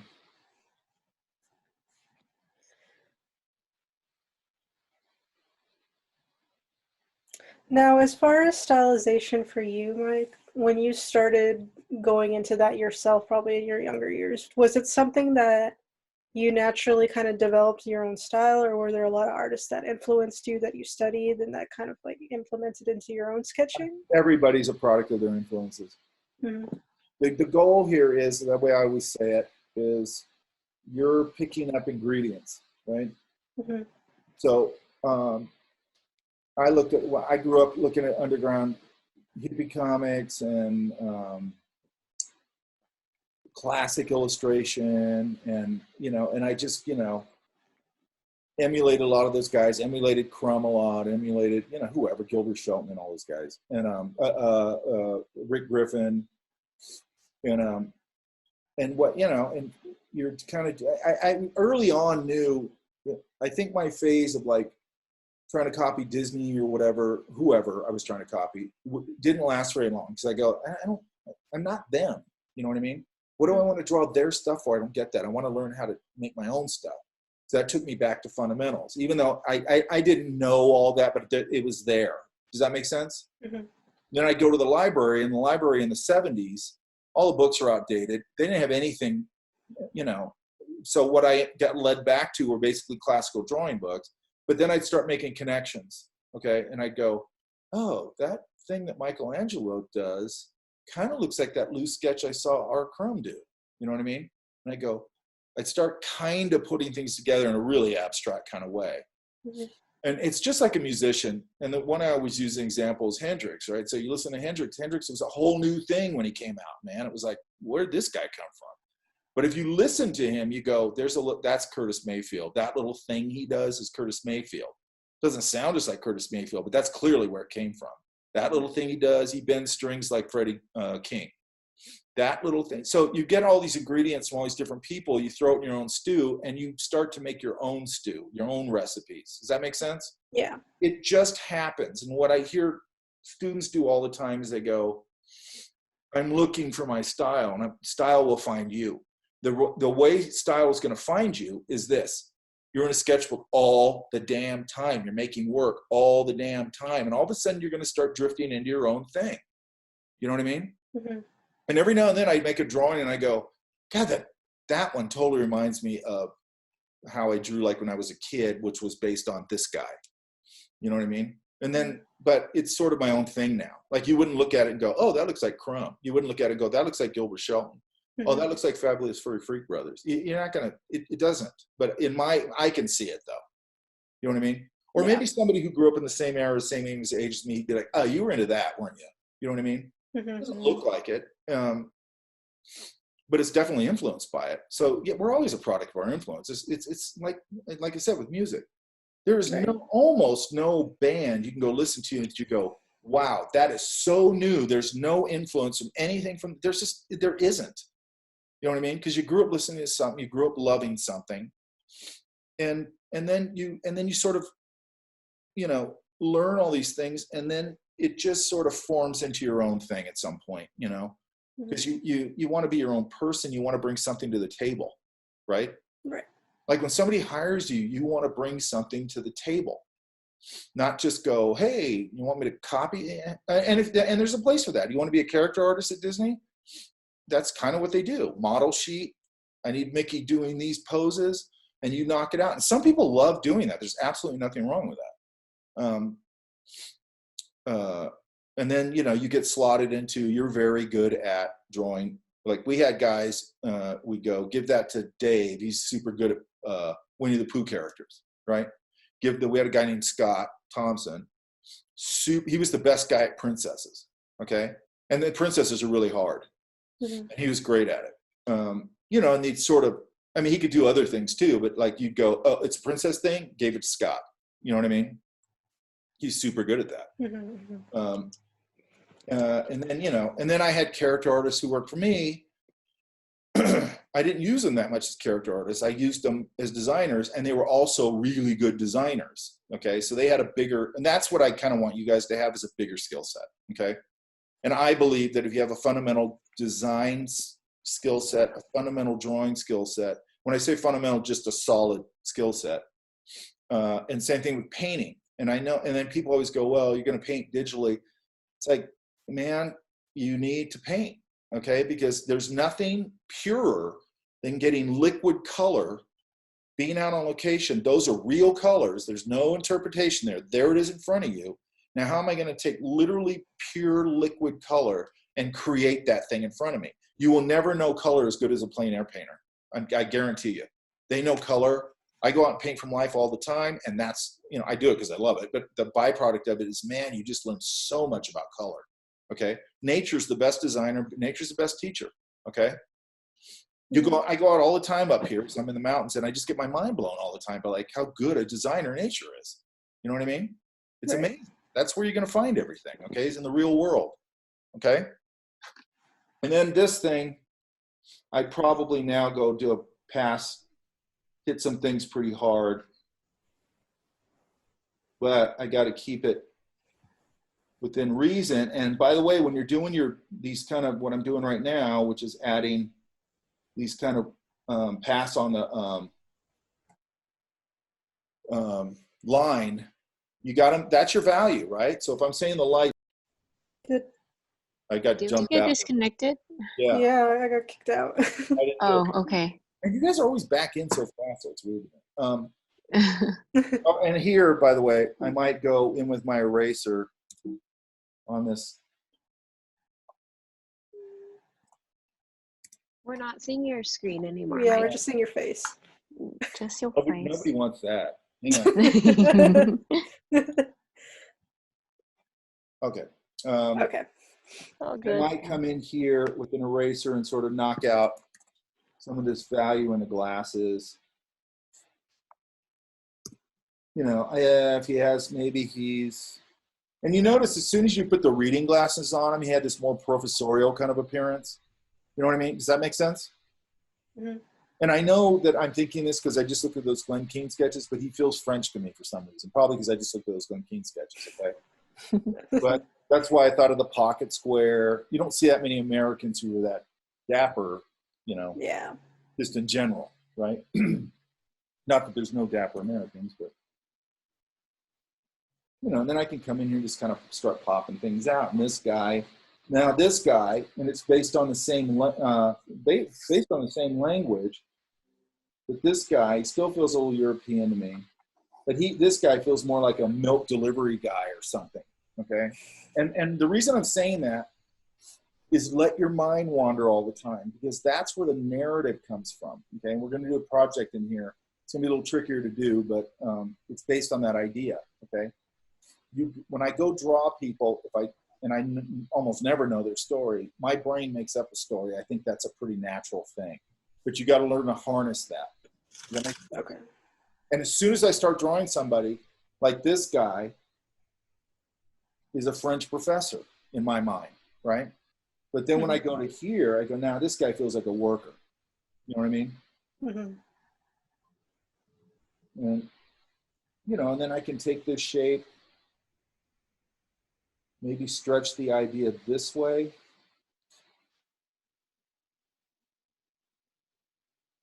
Still kind of keep that nose idea. Maybe drop the ears way down here. Give them a little more of a chin, maybe a little more of a double chin.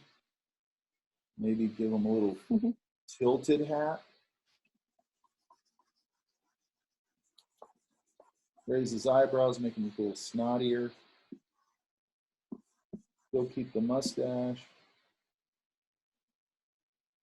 Now he feels like he needs a big scarfy thing around his neck.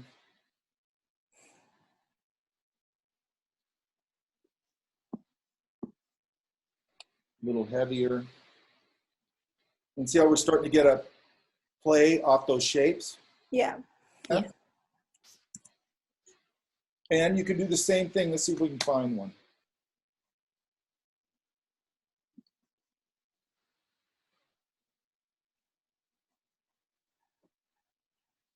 Let's see if we can find one where we can do the same thing with all the shapes.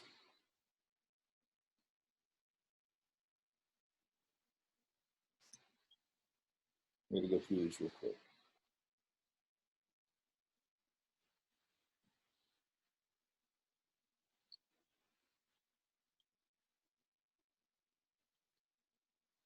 Now somebody's got caricature in here. I don't want caricatures yet. Okay, that's putting the cart. Who's Pedro? Where are you at? Pedro here? Yeah, I'm here. I threw those in from my my advanced illustration class. We did a Zoom meeting. Yeah, I saw that. Yeah. So what was the logic behind that type of what was the approach? It was just character design, trying to push shapes. And okay, it's character design? Yeah, it's well, an advanced illustration. We're at this time we're working on characters. What's the project? We're divided into groups, and each group has a story they have to kind of put together. And ours is about a dog and some unicorns and such. Okay, yeah, well, it was just a study. Yeah. But what's the approach to your caricature? I don't know. I never really did caricatures before, but I just kind of just selected different shapes and then just pushing. Yeah, pushing it. Yeah, okay, I get it. You did another class, that's fine. Yeah. Like this guy here. Oops.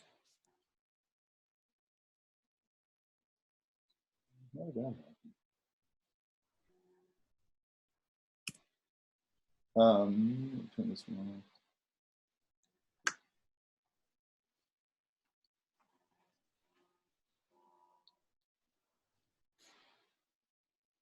This guy here, I like these, by the way. Okay. Cool. Thank you. We've got sort of this. Sorry, I got to get organized here.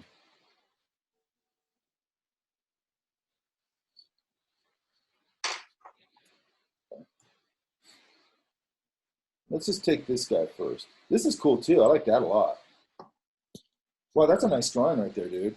Yeah, that one was fun. Yeah, good. And that's a nice thing to hear too. It's fun because I get times people they all they do is piss them on about how hard everything is, and it should be fun. Okay, or it should be at least some of it's fun. I get it's hard. I get it. You guys see? You're seeing my screen, right? Yeah. Yes.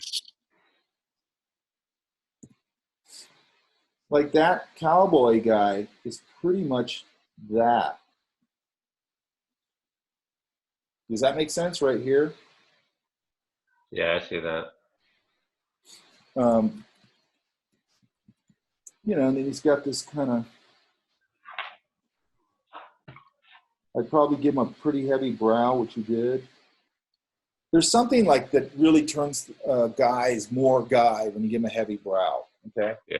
I always think it always plays into my thinking about guys anyway, that we're kind of cave people. So let's give him a little of this. And I love all this stuff under the eye. I might try and get him.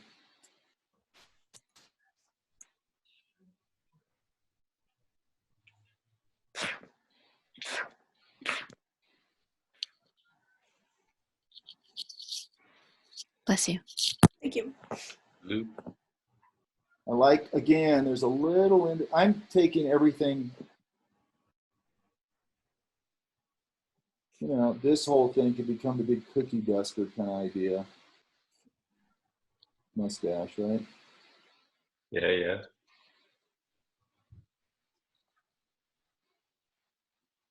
Really give him a rugged chin, right?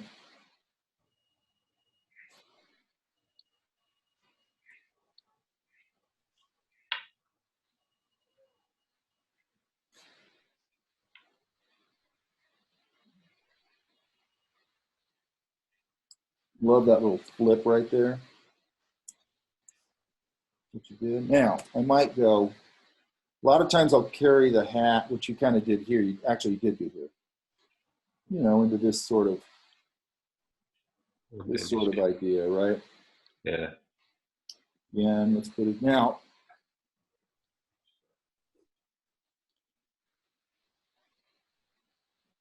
Man, I'd probably give them, you know, the typical cowboy neckerchief. Yeah.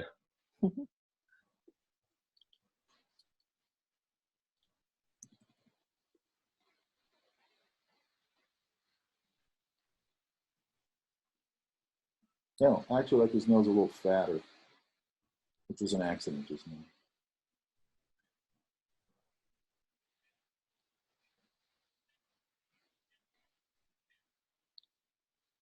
Again, okay, so let's give him a little.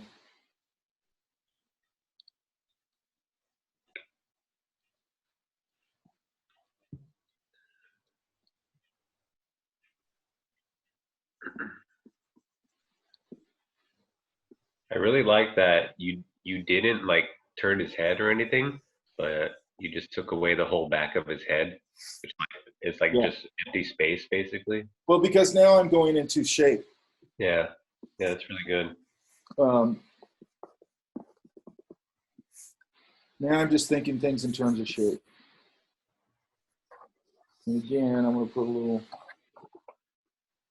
value on that nose.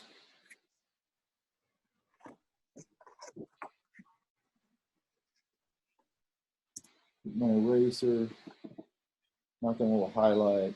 I could even knock that out if I wanted to. And then probably here, he's a little older, so maybe he's got a little bit of a jolly thing going on here.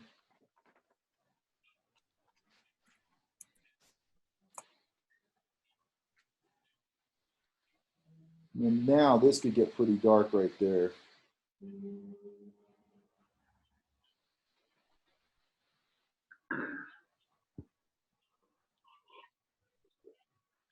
I'm just going to indicate the underside of his mustache so it looks a little more gray as opposed to like a dark value. Yeah. Make sense? Yep, yep. And we can put some of that. Some of that.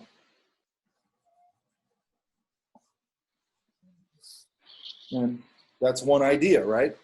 That's good. Okay. So you can see, I mean, I could put a little hair back here.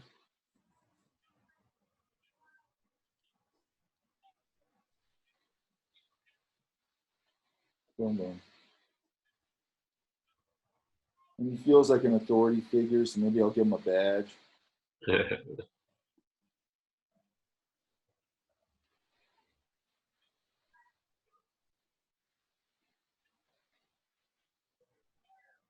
little bit of a gut. So on and so forth, right? All right. Okay, so you can see we're starting to talk about stylization a little more now, right? Yeah. Now, the value also of this is not just like for character design and all that kind of stuff. The value of it is in a weird way, when you start breaking down these things into these simple shapes and start playing with them, you really get a bigger handle on the original shapes you started with. Does that make sense? It does. Yeah. This one right here, I really love the structure of this face on this guy. And here too, I mean, you have a good structure going here. You could probably loosen this up a little bit back here. Okay. Maybe wrap that around there a little bit.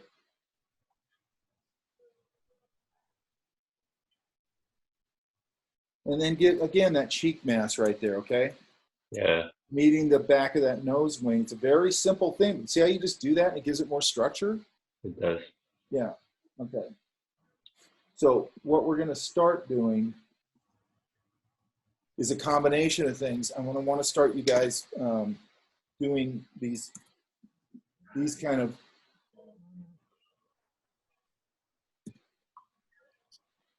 I don't know why I'm not getting my brush for some reason. Okay, that's good.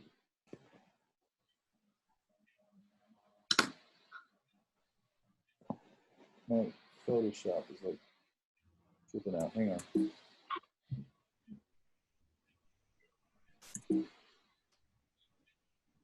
I've got something going here, but it's, hang on a minute.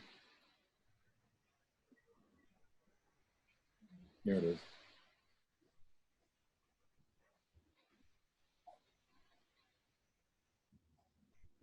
I don't know why all of a sudden it's saying this. Oh, I see why. I created a new file. That's why.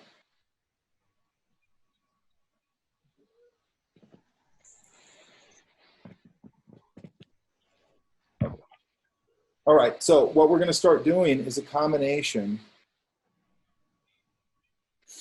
of, I want to keep going with all these people sketches, okay? But we're going to start going into this kind of idea, okay? Now, what I don't want you guys to start doing is going, oh, cool, I can just do character design. That's not what I'm saying. I want a combination. I want this coming from, you guys see the value of going from this idea to this idea? Yeah. Okay, why? Yeah. It's informed, okay? It's informed. It's not just a bunch of bullshit shapes. And I know I'm the old guy on my lawn ranting at you guys all the time. I get it, and I don't care. But it's the same thing I got when I was in school, where Bern Hogarth would just, I don't do this, but he would just lit into everybody, man. Like he was brutal. Okay. Now I don't want to do that. I'm not saying that. But what I see is people go, hey, it's character design. It's like, it's not character design, man. You're just copying Chris Sanders shape language. You don't have any idea what you're doing. Or it's always this, there's a sameness to it that I see, and I can tell it's just coming out of like what they think character design is, not what it actually is. Does that make sense? Yeah. Yeah. I want it to come from a real place of understanding your underlying form and your underlying, and part of this again is basic design, basic drawing, not so much, painting and life drawing. Okay, I think you guys can see how this all comes, how life drawing has informed what I'm doing. Correct?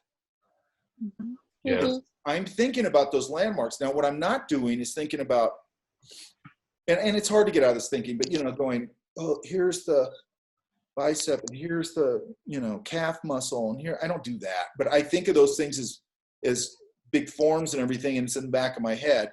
And you have to learn to transition that great stuff you learn in life drawing, gesture, like that one we were just talking about with Glenn Keane. Where is it? That. You think that didn't come out of life drawing? You know what I mean? That came out of life drawing. Yeah. That big sweep right there, that big gesture right through there, that's life drawing, man. That's when they tell you to put that line of action through the form. That's it right there. That's it in practice, though. Okay? Because what I'm interested in is you guys getting into this idea of all this stuff being used in the real world in practical ways. Okay? Does that make sense? Yep. Yeah. I can do this crap all day long, by the way. You know what I mean? Because it's just fun. Mike, can I comment? Sure. I'm gonna take a step back though, and looking at the drawing of the guy with the dreadlock. Certain things when you talk about design, what I'm seeing in that was the suggestion with his hair being dreadlocks, just by using the side of the pencil. And in my opinion, why I'm really attracted to that drawing is because the face, well, first of all, mood, and because the face is so well defined compared to the hair. There's that, I don't know, tension or, kind of opposite thing going on. That really draws me to that image. I really like it. I do too. Just wanted to comment. Yeah. And you know what else I think, to your point, what we were just talking about, that Menzel thing, where I felt like those are specific people. Mhm. That feels like a specific person. Yeah. I think that was so fun about it because like I could really focus on the face and then just kind of just float around everything around it.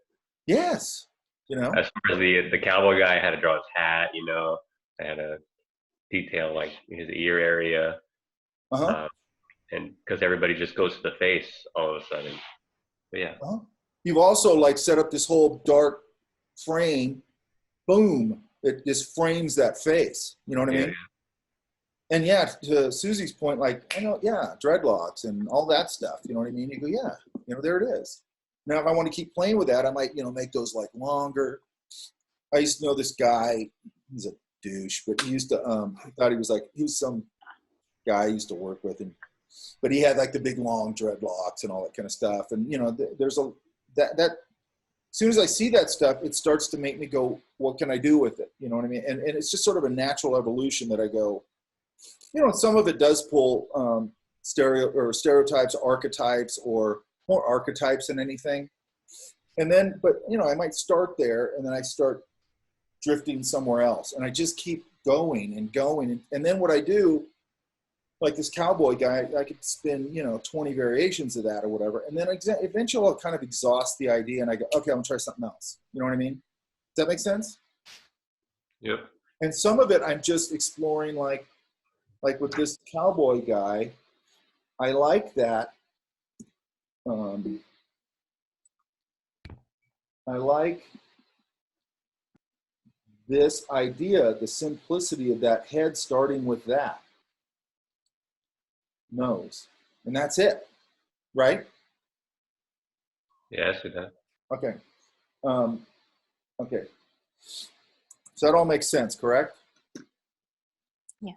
Yeah, all good. And by the way, it's not just character design. It's just really I'm starting to understand our shapes and our, you can use it for all sorts of things. There's,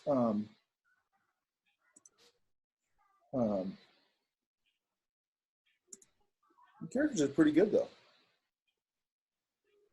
What's your major? Entertainment? Just illustration. Oh, I like that. What do you want to do? Graphic novels, comic books. Oh, you should be in my illustration class. That's what we're doing. Book covers, That's what we're doing in my illustration class right now. Cool. My problem is, and I've been griping about this, is that I'm seeing, because the three of us run the program, me, Frank, and Phil, and manage the program, and I'm trying to get people to start understanding that, like, a lot of this, I get annoyed when I see a lot of classes that have the word illustration, because illustration is kind of my thing. And I go, that's not an illustration class. You know what I mean? It's like, that's an entertainment design class. And that irritates me. I don't like that. There's got to be, here's what illustration is, here's what entertainment design is. Yes, they can feed into each other, mostly illustration and entertainment design, but don't like teach an entertainment design class or an entertainment design class and call it illustration. It's like, that's not illustration. I think that's annoying. And I think illustration is such a dynamic, changing, interesting field that, but they're not even talking about editorial illustration, which I think is super exciting. Or, like you said, book cover design or all that stuff. You know what I mean? Spot illustration.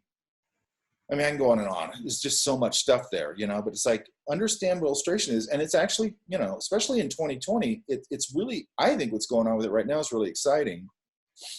And I don't think it gets spoke to enough. I think too many old farts like me go, oh, illustration's dead, man, because they think print's dead. Number one, print's not dead.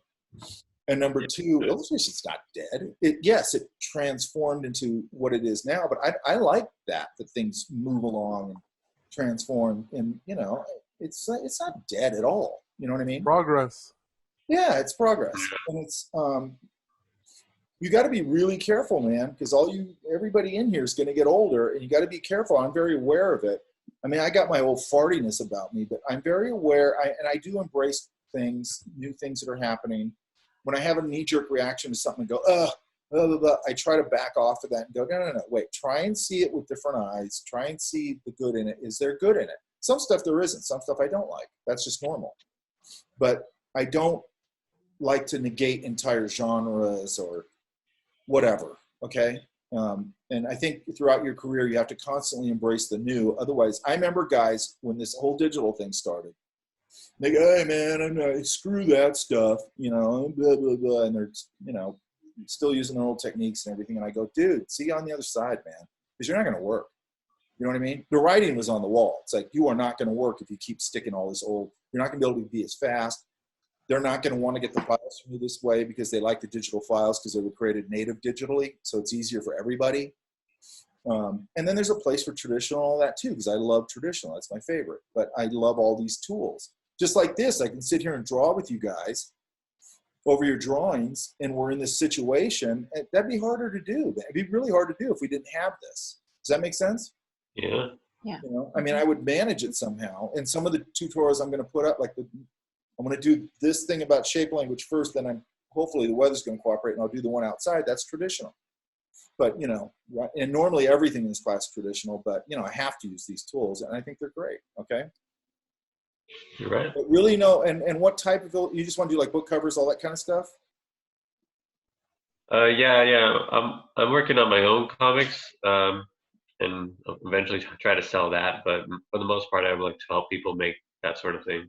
Okay, there's something really interesting about people who are trying to do their own thing. Mm-hmm. When I was at, like, this is how it used to be. When I was at Imagineering, this is 20 some odd years ago, I worked with a guy, I think he was a graphic designer, and for whatever reason, we ran into each other crossing the street, and he goes, oh, I won't be here Friday, blah, blah, blah. He told me for some reason. We were working on something together. And I go, oh, what are you doing? He goes, we got a pitch meeting over at wherever, Sony or whatever. Uh-huh. And I go, for what? And he goes, TV show. And I go, I didn't know you did that. And he goes, yeah, me and my wife pitched, you know, TV show. Okay, back then you had to have the right background, the right connection. I mean, it was not easy to get into a studio's conference room with the right people and pitch. You know what I mean? Uh-huh. So that was a pitch meeting, right? Which were hard to get.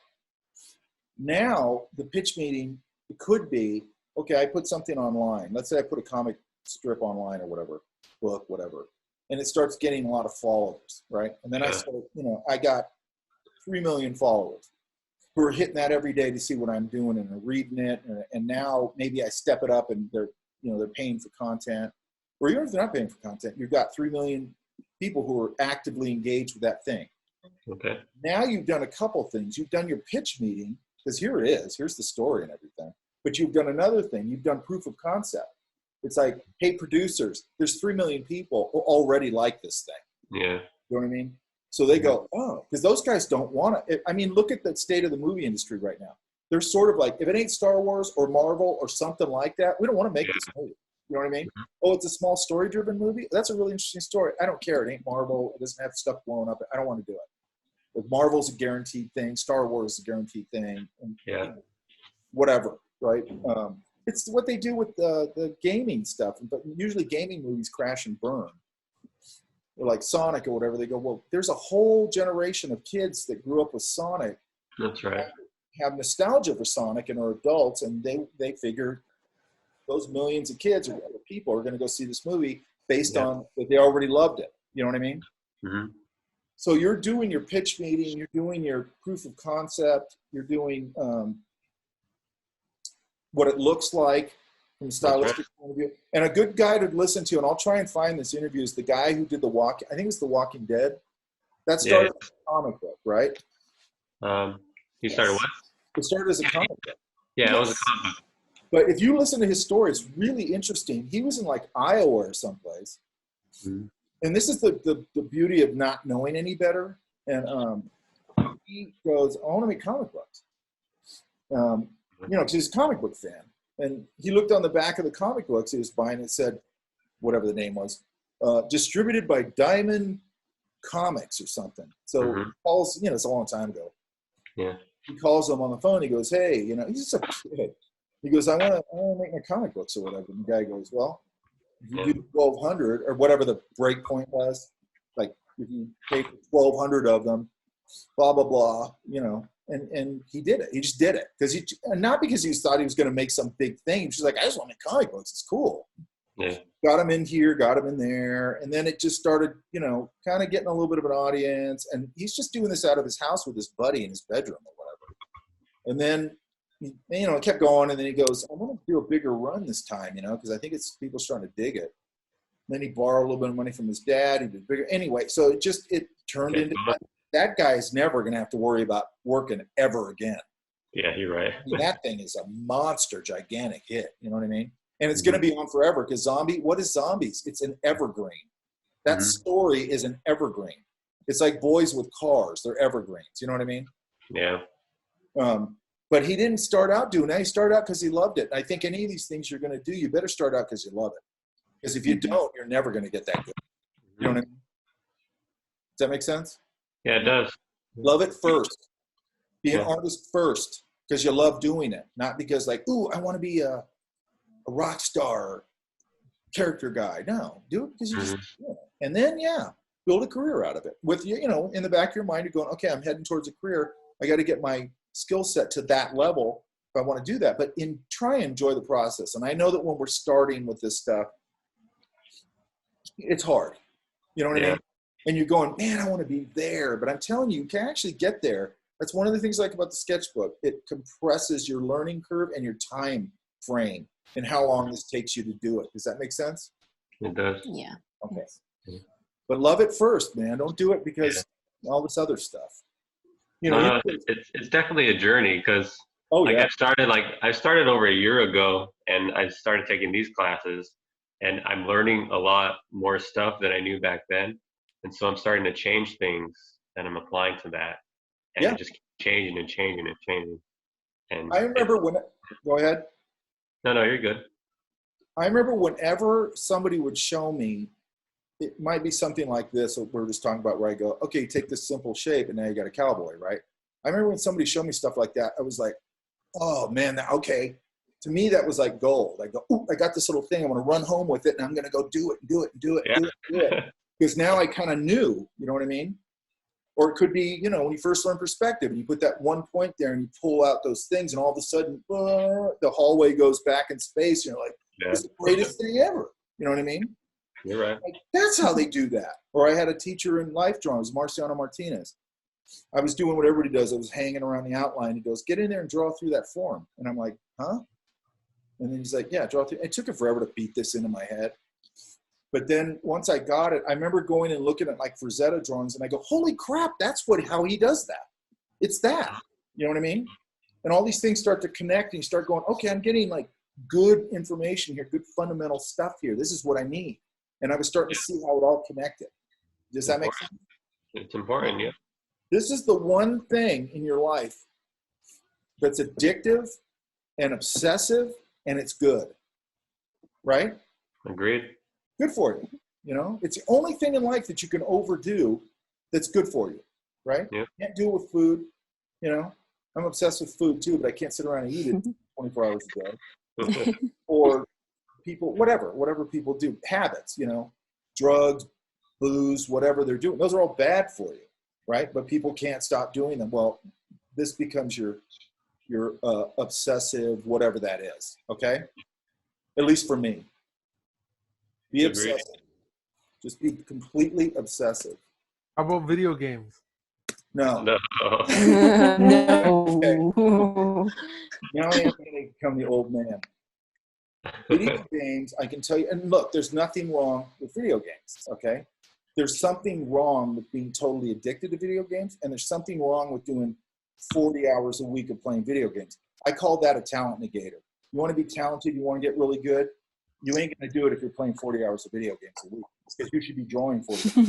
And by the way, drawing is 10,000 times more fun than video games, because it's my world I'm creating, and it's my stuff that I'm doing.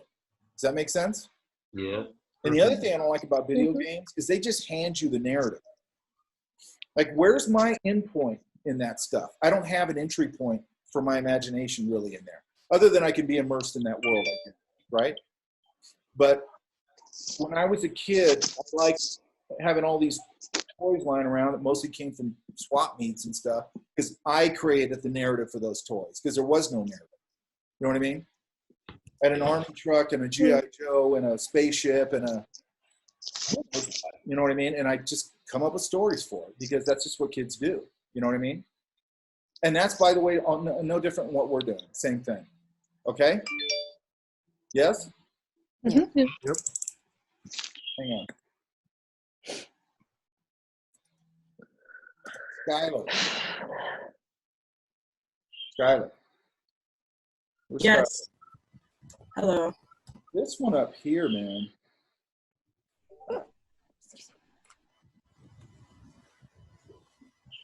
It's interesting because I can see like where you're going. You're elevating your stuff. Does that make sense? Yes. I mean, I can see it so clearly.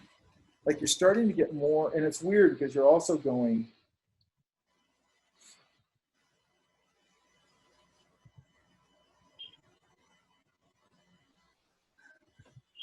Don't tell me I'm going backwards too. Not at all. Okay.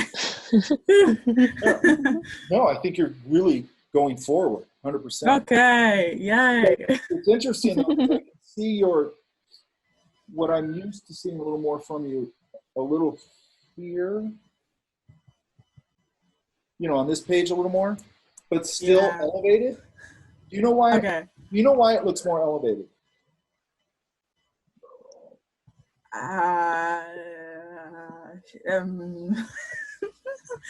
I don't know, honestly.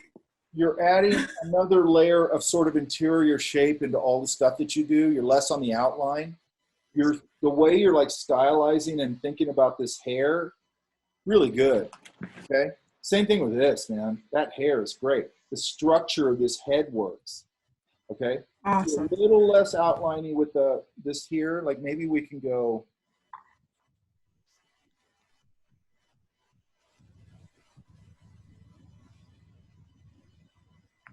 Take out a little of that line. And then maybe add a little bit of a shape under here, maybe. Oops. Yeah. Under here. Does that make sense? Yeah, yeah. So It's my lip shorthand. Yeah, we all have those, okay? And then, but what I do like is the way you sort of this right side of the mouth got that shadow on it. Yeah. Really nice.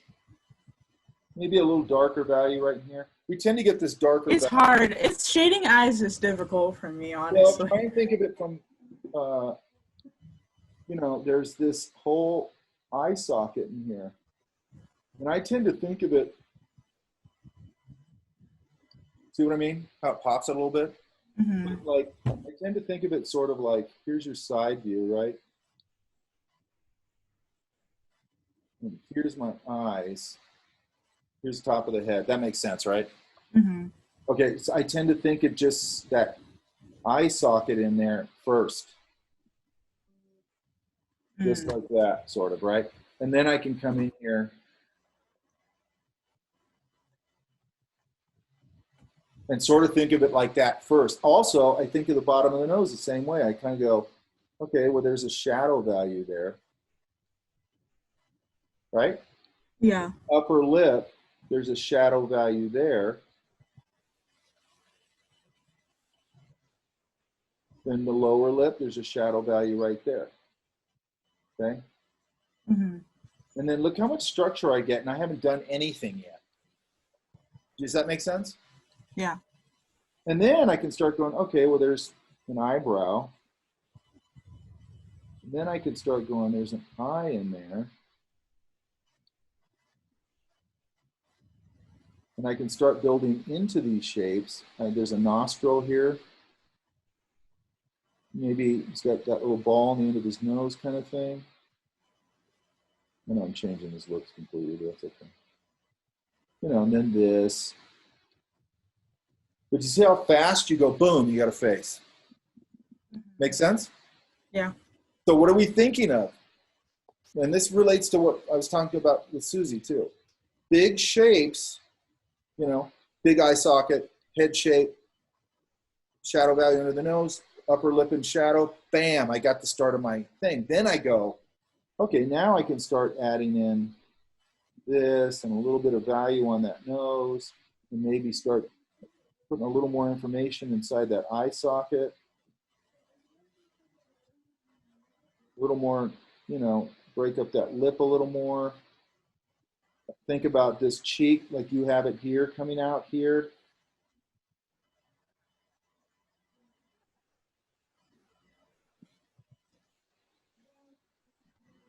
Adjust that head shape.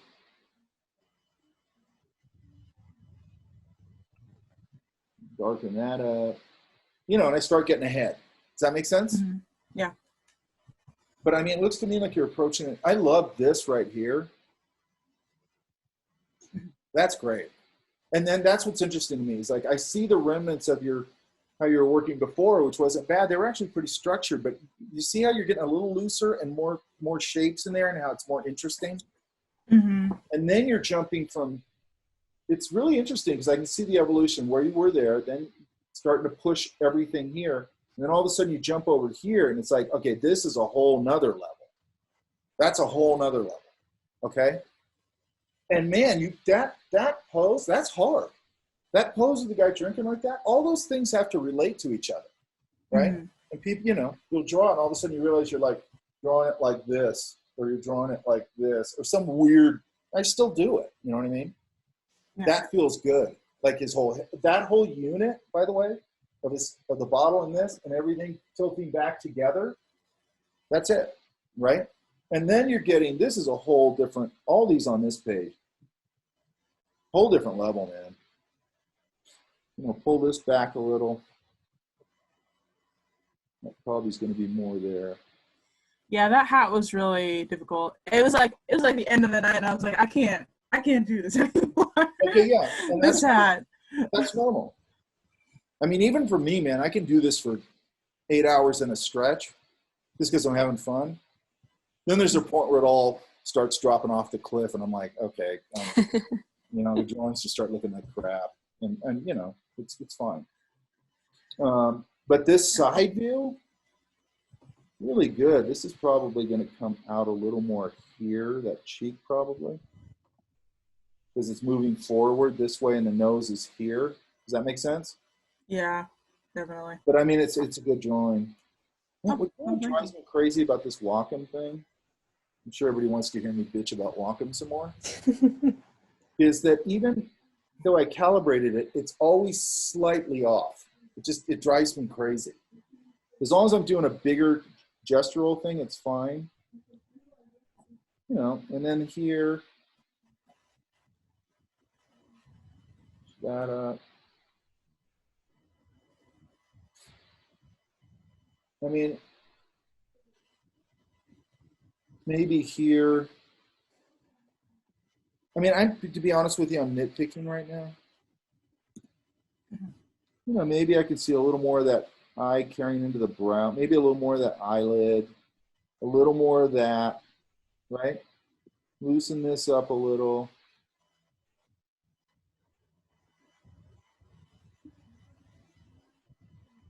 A little bit of value under that neck. Okay, that eye. And also, you got kind of a round eye there, but that, from a side view, that eye is more or less like that. That tends to be flatten out a little bit, the pupil or whatever. Does that make sense? Okay, yeah. I get you. If you're not from a side view, you're probably not going to get that view. You're going to get more that view. It's going to compress a little bit and turn into a little bit of a ellipse, a pinched ellipse. Mm-hmm. You might want to put a value in here, maybe. That'll pull out. You got that. You know, same thing as always, you know, but also I kind of feel like, you know, maybe break up his hair here a little. Maybe on the back you can get a little bit of value. He had very white hair, so it was difficult to try and add more value to it without it to feel like it changing the color of it. I have no idea where this red line just came from. You see it? That's weird. Oh, now it went away. Okay, I don't know what's going on. I mean, keep doing this, right? But just now, man, just here's the thing with you guys that you guys got to understand. But I get a lot of good leaps in this class, okay? But when you start getting this kind of thing happening, right? Step on the gas and just start doing a bunch of them, man, because then it starts cementing that new skill set that you're getting. And it starts making it feel more natural. And then you go to the next level where you're like, everything even gets more natural and more, I mean, I'm really stoked with that. I'm really stoked with this. I'm really stoked with this hair here. I'm really stoked with this. That's a hard pose too. And you're turning the head down. Yeah, it was a mess. I had to try a couple times. Now just remember what we talked about, and I'll still put that thing online. There's that brow line, and then things start to tuck under each other and compress, right? Yeah. Okay? So this, you're not going to see as much of the eye. You're not going to see quite as much of the nose. It's going to tuck under, and then the mouth's going to get much closer, and the chin's going to get much closer. Okay? And they're just going to press over each other. All right? That's the basic idea, to be honest. Okay? Super good job. Awesome. Remember, I got to screen cap everybody who's here before we're done. Let me see. So I'm just kind of popping through and seeing ones that I can speak to. I'm dancing around. Ooh, that's fun. Ooh, these are great. This looks good.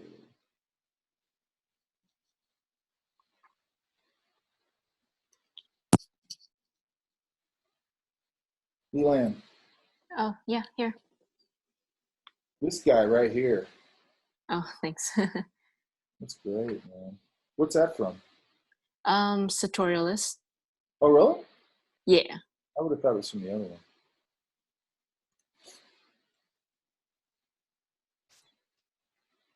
Got that hipster vibe. Yeah. Yeah, these are cool. This is a cool one right here. This is another. Oh yeah, I like drawing her a lot.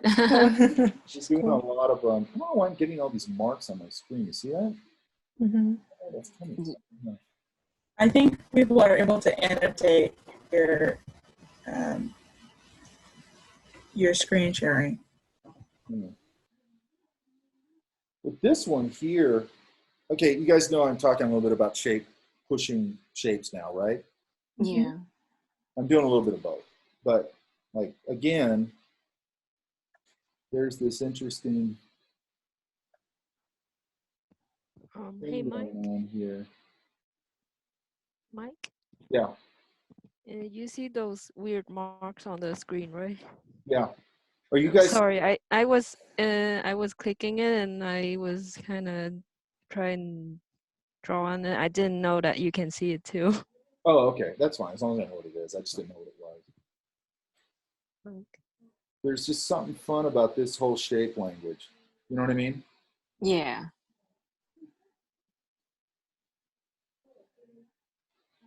And it's fun because it's completely different than the other shape languages we've been talking about. Wait, I'm going to redo that because I like a couple of those shapes. Is Jesse in here? Yeah, I'm in here. Oh, okay. I got your drawings on there? I uploaded them to the wrong drive, I think, the first time, but while you've been lecturing, I put them in the April 4th one. So they should be in both drives, hopefully.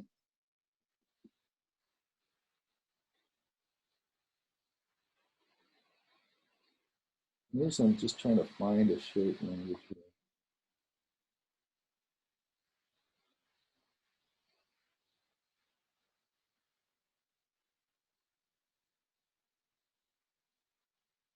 I love this big.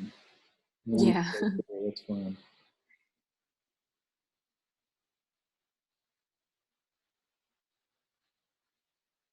I like the way that compresses right there. Mm-hmm. Then, I do something crazy, bigger with her earrings.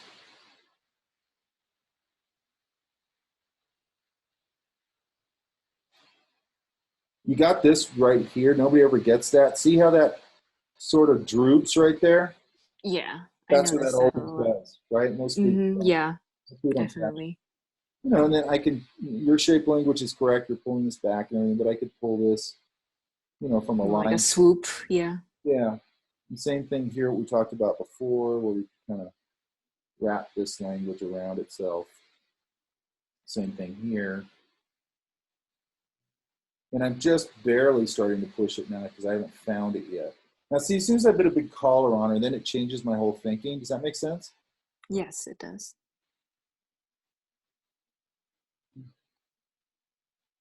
You know, and then I'm going, can I get the right nose on here?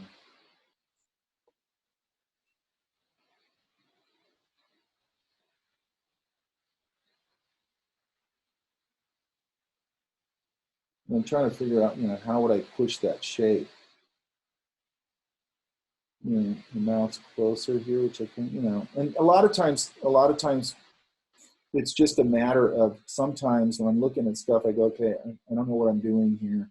I might push the features way up here and then push the nose much closer, maybe drop the mouth way down here. I don't know why with old guys, a lot of times, and it's just a perception thing with me. When I start doing these old guys, because if you want to draw old guys, by the way, go to McDonald's in the morning. Okay, it says old guys. They have these groups that, and it's like at every McDonald's. They go and they hang out, and they sit there and they read the paper and they pontificate about everything that's wrong with the world, and you know, and they're great. It's great. I love those guys, right? And what pisses me off is every time I draw them, at the end of drawing, I mean, these guys are like 80. You know what I mean? And every time I draw them, I look at the drawings, I go, all these guys have spectacular hair, and they're like 80. You know what I mean? And I'm like, you know, nowhere near their age, and I don't have any hair. It's not fair. But anyway, something, you know, so if I'm going to start playing around with that, I can get a lot of, you know, a little bit of business around those eyes. You know, the nose can get a little bigger.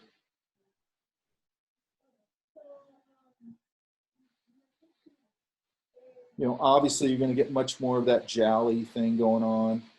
Mm-hmm. Again, maybe some glasses. But I have this habit of doing this thing of dropping their ears way down here,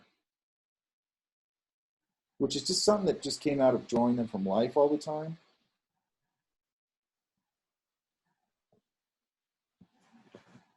This is a guy actually who I see all the time over there. Now that I realize it. Or I could go with the eyebrows.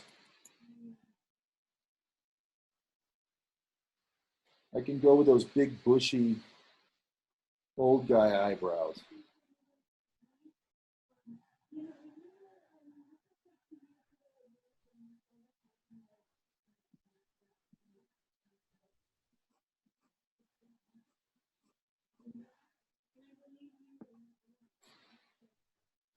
You know, they still, a lot of them will still, you know, wear a collared shirt all the time.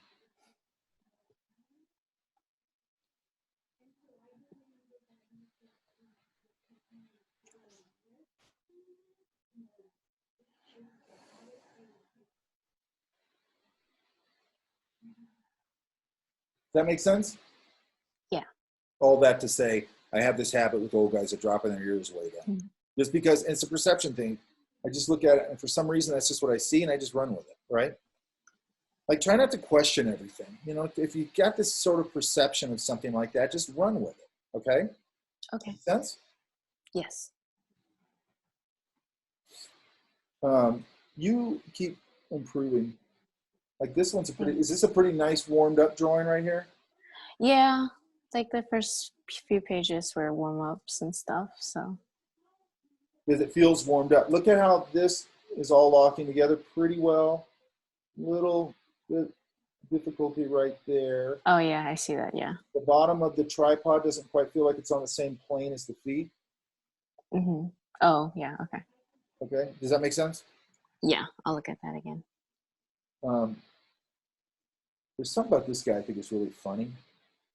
He looks like some, I don't know how to explain it. You know, the way he's looking into the future, but he kind of looks like a yeah. He high-minded stoner. He reminds me of Gallagher. Do you remember Oh, Gallagher? yeah, totally. That's it. Who said that? Oh, Susie. Do you guys know who Gallagher is? No. Nope. Dorky comedian. He was known for this makes no sense, but he was known. He had this big sledgehammer and he'd smash Watermelon. Yeah. So and he had these like they were like Grateful Dead followers. He had these people that really liked him, so they all in the front row, and they'd all have plastic sheeting so they didn't get this crap all over them. Anyway, that sounds really weird, probably, right? Mm-hmm. What did somebody say? Somebody said something. It was before Blue Man Group. Oh yeah, yeah. It was a long time ago. It was like '80s or something, right? Yeah. Well, he started in the '70s, didn't he? Maybe. I think he started in the '70s. Because I remember that guy from way back. Ooh, this is a cool one right here. Oh yeah, I enjoyed that one. Now, yeah, that's a really interesting drawing. That's great, man. This one right here. Thank you. This is good too. But give me a little more, like here, like a real simple thing. Looks like you might have done a little of it. On this kind of thing, like this, you know, because it's got a little bit of a belly. Yeah. Sometimes you'll get a little line like right there. I don't know if something to draw on that. Like just above his gut? Yeah. Well, why am I not being able to draw on that? You know, Probably calibrating. Rockham's so amazing. I gotta stop pitching. So Mike, while you're calibrating, for this week's assignment, do you want us to start pushing the features of the people we're looking at? I want you to do both. And I'm getting into this a little more than I thought I would, which is good.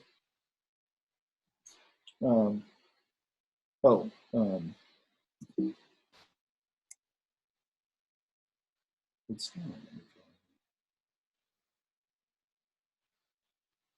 now my pen's doing something really weird. You know, it's like super slow for some reason.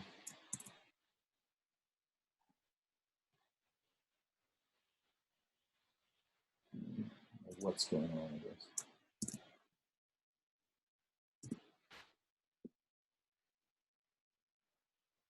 Wait, that's irritating. It's weird. It won't let me draw in that one section. Let's try something. I've had this experience before. Really? Very frustrating. No, seriously. Oh. Okay, that's just, I don't know what's going on with it. And then over here I can draw. And had this happen too before, and sometimes it draws underneath the picture for some reason. It's my fault. I got the layer in the wrong place. Yeah. Yeah. Okay, so it was me. Okay, so right about there, you'll get this little right bump, right? And then this kind of like sticks out a little more, yeah.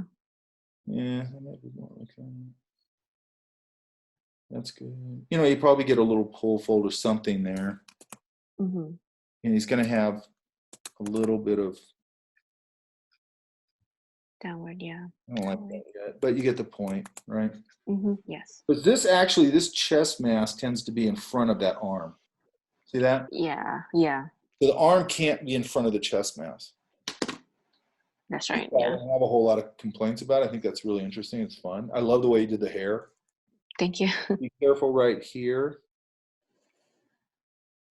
Okay. Okay. So maybe, I don't know, because I don't know the image. Maybe there's just a little where it breaks from the light right there, maybe. What am I trying to do? I'm trying to unify those shapes. And when I see a shape that I'm not quite knowing what it's describing, Okay.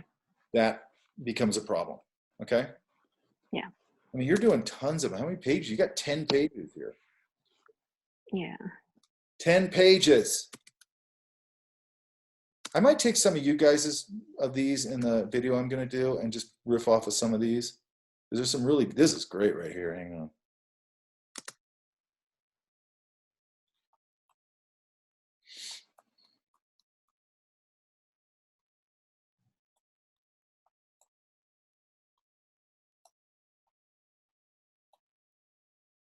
This guy right here. And this. Yeah, I like those too, for Great. sure. Yeah, those are great. I actually used a the Uniball Signal white pen to add the highlights of his glasses. Yeah. The reason, by the way, I put up one of the reasons I put up the main reason, I put up the March Field one, because I don't want to get everybody confused and they go, wait a minute, you're supposed to be drawing planes, is we had a conversation in here last week and somebody was asking me about, you know, drawing more mechanical things and those kind of straight lines, and that video speaks a lot to that kind of stuff. Okay? It's also the first one, and I'm probably going to do I'll probably just sort of do a really quick, like 10-minute video on tone paper and how I handle the highlights, and I'll use one of those planes to kind of describe it. I'll just do exactly what I do on location, basically, but hone in on like how we do the tone paper and the highlights, and a little bit of marker and that kind of thing. I got my space, I think, set up enough where I can do some traditional stuff in there too. Okay, does that make sense? Yeah? Yes. Elon, I mean, you're doing exactly what you're supposed to be doing. You're doing tons of them. You see how they keep getting better? Yeah. The thing I want you guys to understand, man, is like when I used to come to art, because I've had a relationship with Fulton College for 20 years when I wasn't teaching there or anything. And I'd come back, I might have told you guys this, but when I come back, I'd come back and I talk about projects I was working on and things like that. And a lot of the times the students want shortcuts to getting better. I mean, I find that annoying a little bit. It's like, it's hard work. You know, I mean, we all want to get better faster. I get it. But the magic trick is this. It's being in a sketchbook, learning your methodology. I'm trying to give you a good solid methodology, and then, you know, doing it. Man, you will get better. I mean, you guys are getting better already. You know what I mean? Like, I see a lot of you guys improving like crazy, and it's like, I'm assuming it's because you're doing hard work. You know what I mean?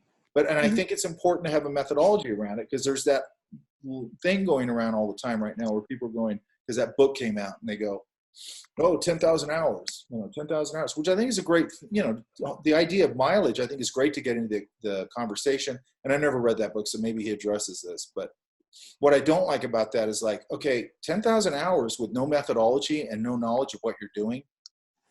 And yeah, you're going to get better, but you're going to be practicing for 10,000 hours, potentially bad things that you shouldn't be doing. Does that make sense? Yeah. Like, nobody wants an engineer, hey, I'm going to drive across that bridge. It looks a little weird. It's like, oh yeah, that's a homemade bridge, or that was engineered by a guy who taught himself engineering. I mean, nobody's going to drive across that bridge. It's insane.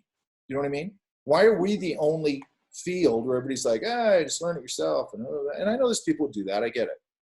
But anything you're in, you need a methodology, and you need technique, and technique's important. Okay. I like to cook. And I'm home right now, so I'm thinking about doing that masterclass thing, because there was a chef on there, you know, really cool chef. And then the whole video is about technique, you know, all your technique, you know, that you need to know with cooking and stuff, just for hobby stuff. It's fun. But I think it's the same thing. Does that make sense? Yeah. And I think we're getting a pretty simple methodology here. Am I right? Yes. Okay, good. I'm getting it. Because I want to make sure that I'm always being very clear. That's really important to me, okay? I had one person in this class, and it was the only time I had a bad class in this class. And he was just snotty, to be honest with you. And I asked him that question. I go, so you understand what I'm saying, right? He goes, I don't know what the hell you're talking about all the time, man. You're just rattling on about this, this, and this. And I was like, you know? And it's like, normally when you guys go, oh, I'm not understanding this, I want to know that, okay? And I want to try and do it. But that kind of attitude just made me go, you know what, dude?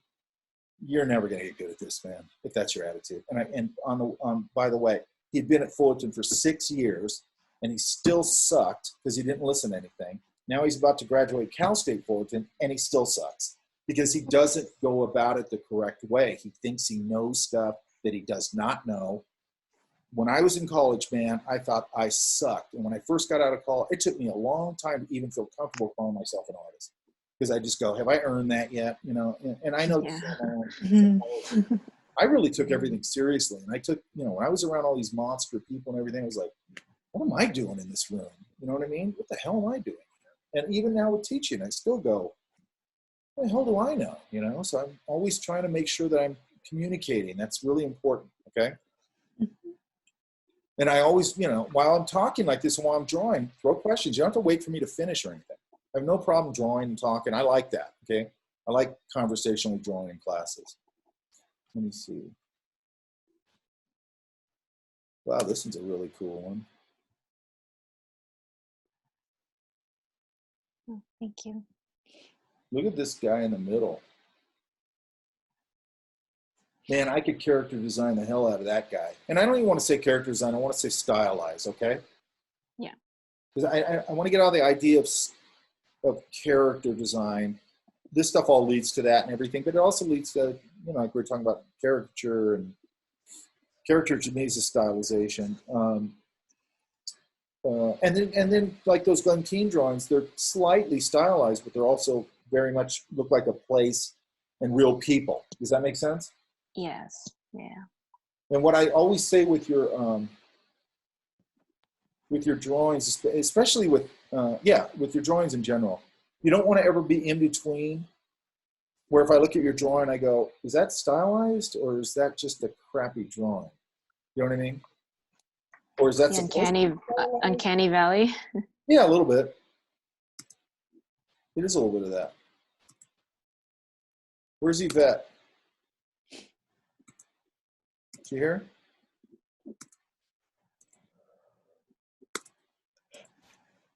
I don't hear it. Okay, let me see.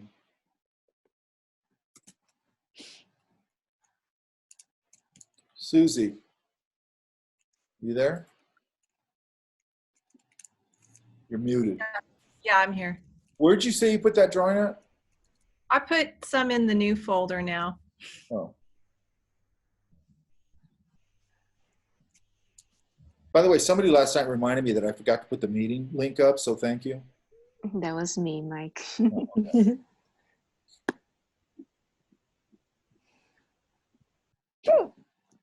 Oh, let's see.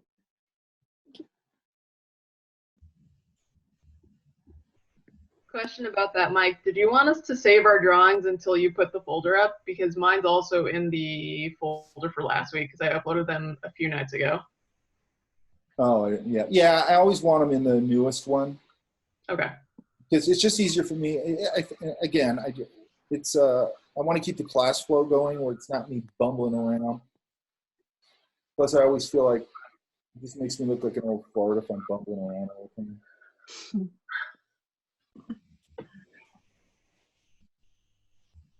You look like your grandmother with, you know. It's just, Facial hair. huh? Grandmother with facial hair. Yeah. Some of them do have facial hair. Italian ladies do back in the day. I could say that because I married an Italian. Yeah. Yeah. Like, I moved mine from the last week's folder to the new folder as well right now.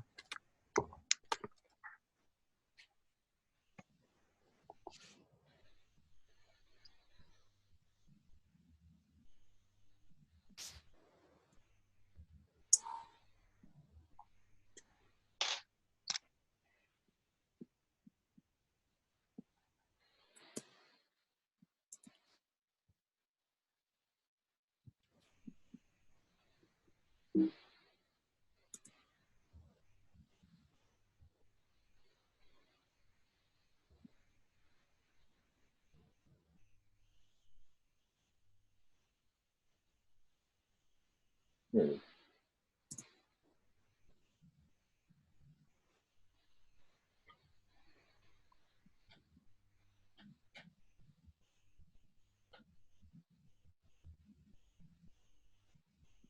Eli, Yeah.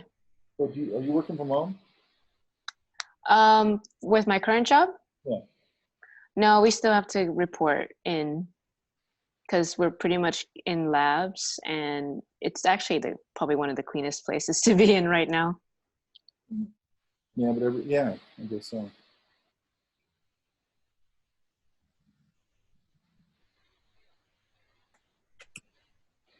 Susie, this kind of thing, and you're kind of doing it, but I think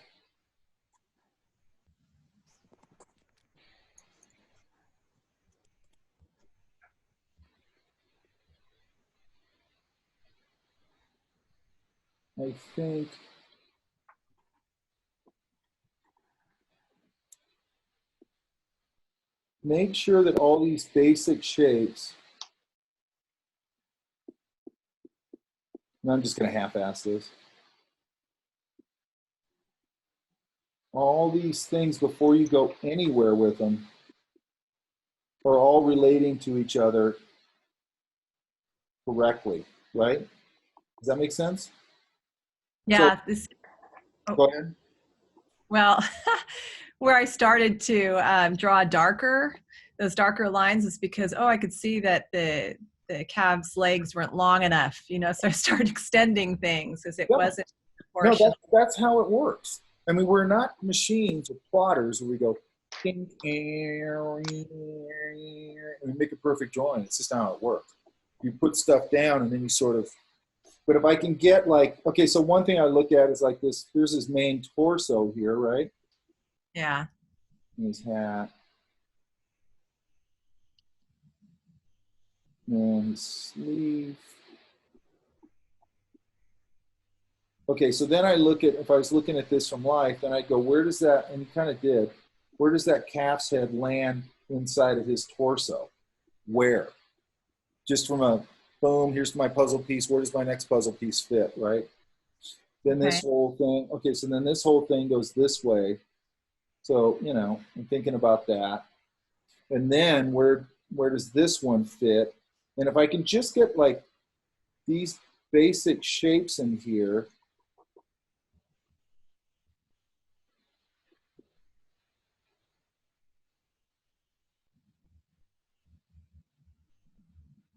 and then I might pull the knee down and go, oh, wait a minute, it's actually further back or whatever, okay?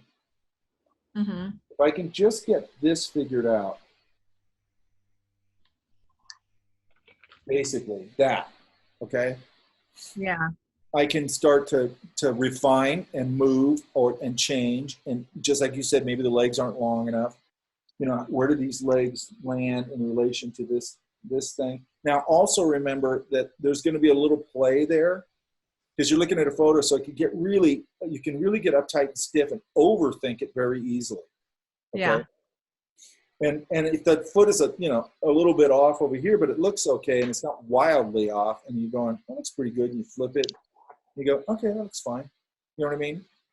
You got to leave it a little bit. And sometimes even with the drawing, I might go, I don't want to refine that foot all out and everything. I don't think it's necessary. I'm going to sort of indicate it and really go in and flesh out the face a little more, and then let things sort of vignette off here and there and things fade in and out. But I want to emphasize that's what's going to make a good drawing.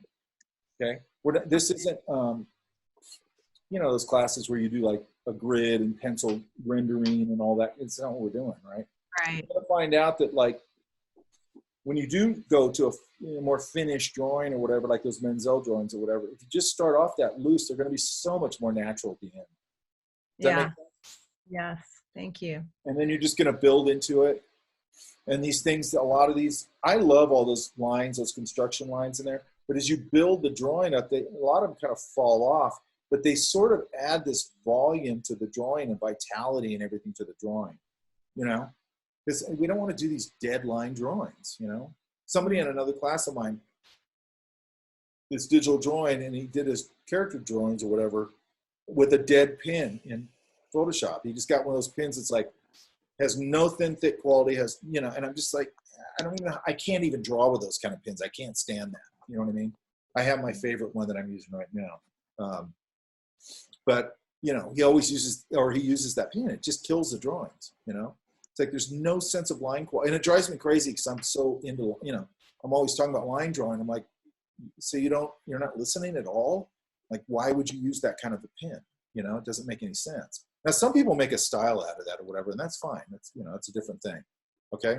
But does that answer that question? Yes. Okay. Thank you. So big shapes, they got to all relate to each other. Then Yeah. you look in, and then you make the decision.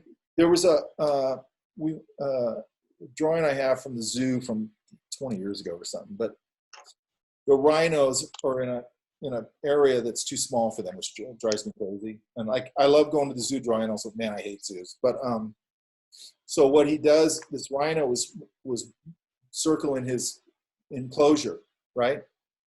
And every time he would hit right here, which was a side view, I'd throw down some information, right? And then he'd keep walking, and throw down some information, and keep walking. And then I start getting a handle on what his shapes are. But also, you know, then I go, okay, I'm going to knock in his body real quick. And now, okay, but what I did was, in that situation, I kind of fleshed out his face, and then I left the big shapes of the body and only fleshed out a little, and then I let all that line work sort of fade off. And it was a much cooler looking drawing than, to me, if I would just done a drawing of a rhino. Yeah. You know what I mean? Yeah, you want to, a lot of the stuff in my sketchbook, I know I've said this before, is I meant to do that. And it's bullshit. I didn't. You know what I mean? But it's me going, how can I design this where it looks cool now? You know what I mean? Like I'm going too far off the page or whatever. Or sometimes I can kind of let that vignette off, and then I'll do one or two little drawings over here to balance out my page in a nice way. You know what I mean? Because I do want you guys, I mean, it sucks because we're not out right now. But, you know, I do like you guys to think about page composition. Not like in an overly thought out way, just where it starts happening naturally. Because like I don't really think it through. I'm usually reacting to what I just drew. So I drew this and I go, oh, I need a shape down here. And, oh, I'll do a little head study of that guy over there. You know, oh, I need something over here. Oh, I'll do like a hoof study. They have interesting hooves. And then I'll do some, and I'll go, oh, and I'll put a little block of notes in there because it'll fill up that space in a nice way. And I like type on my drawings, that kind of thing, right? But that's all design stuff, okay? But I think actually you're approaching it pretty similar, and you're going really loose. But big shapes, just like we just did here with the cowboy and all this. Then next smallest shape, smallest shapes, done, right? Okay. And line quality, punching your line quality, all that stuff. All right. Let me see if I can find one more.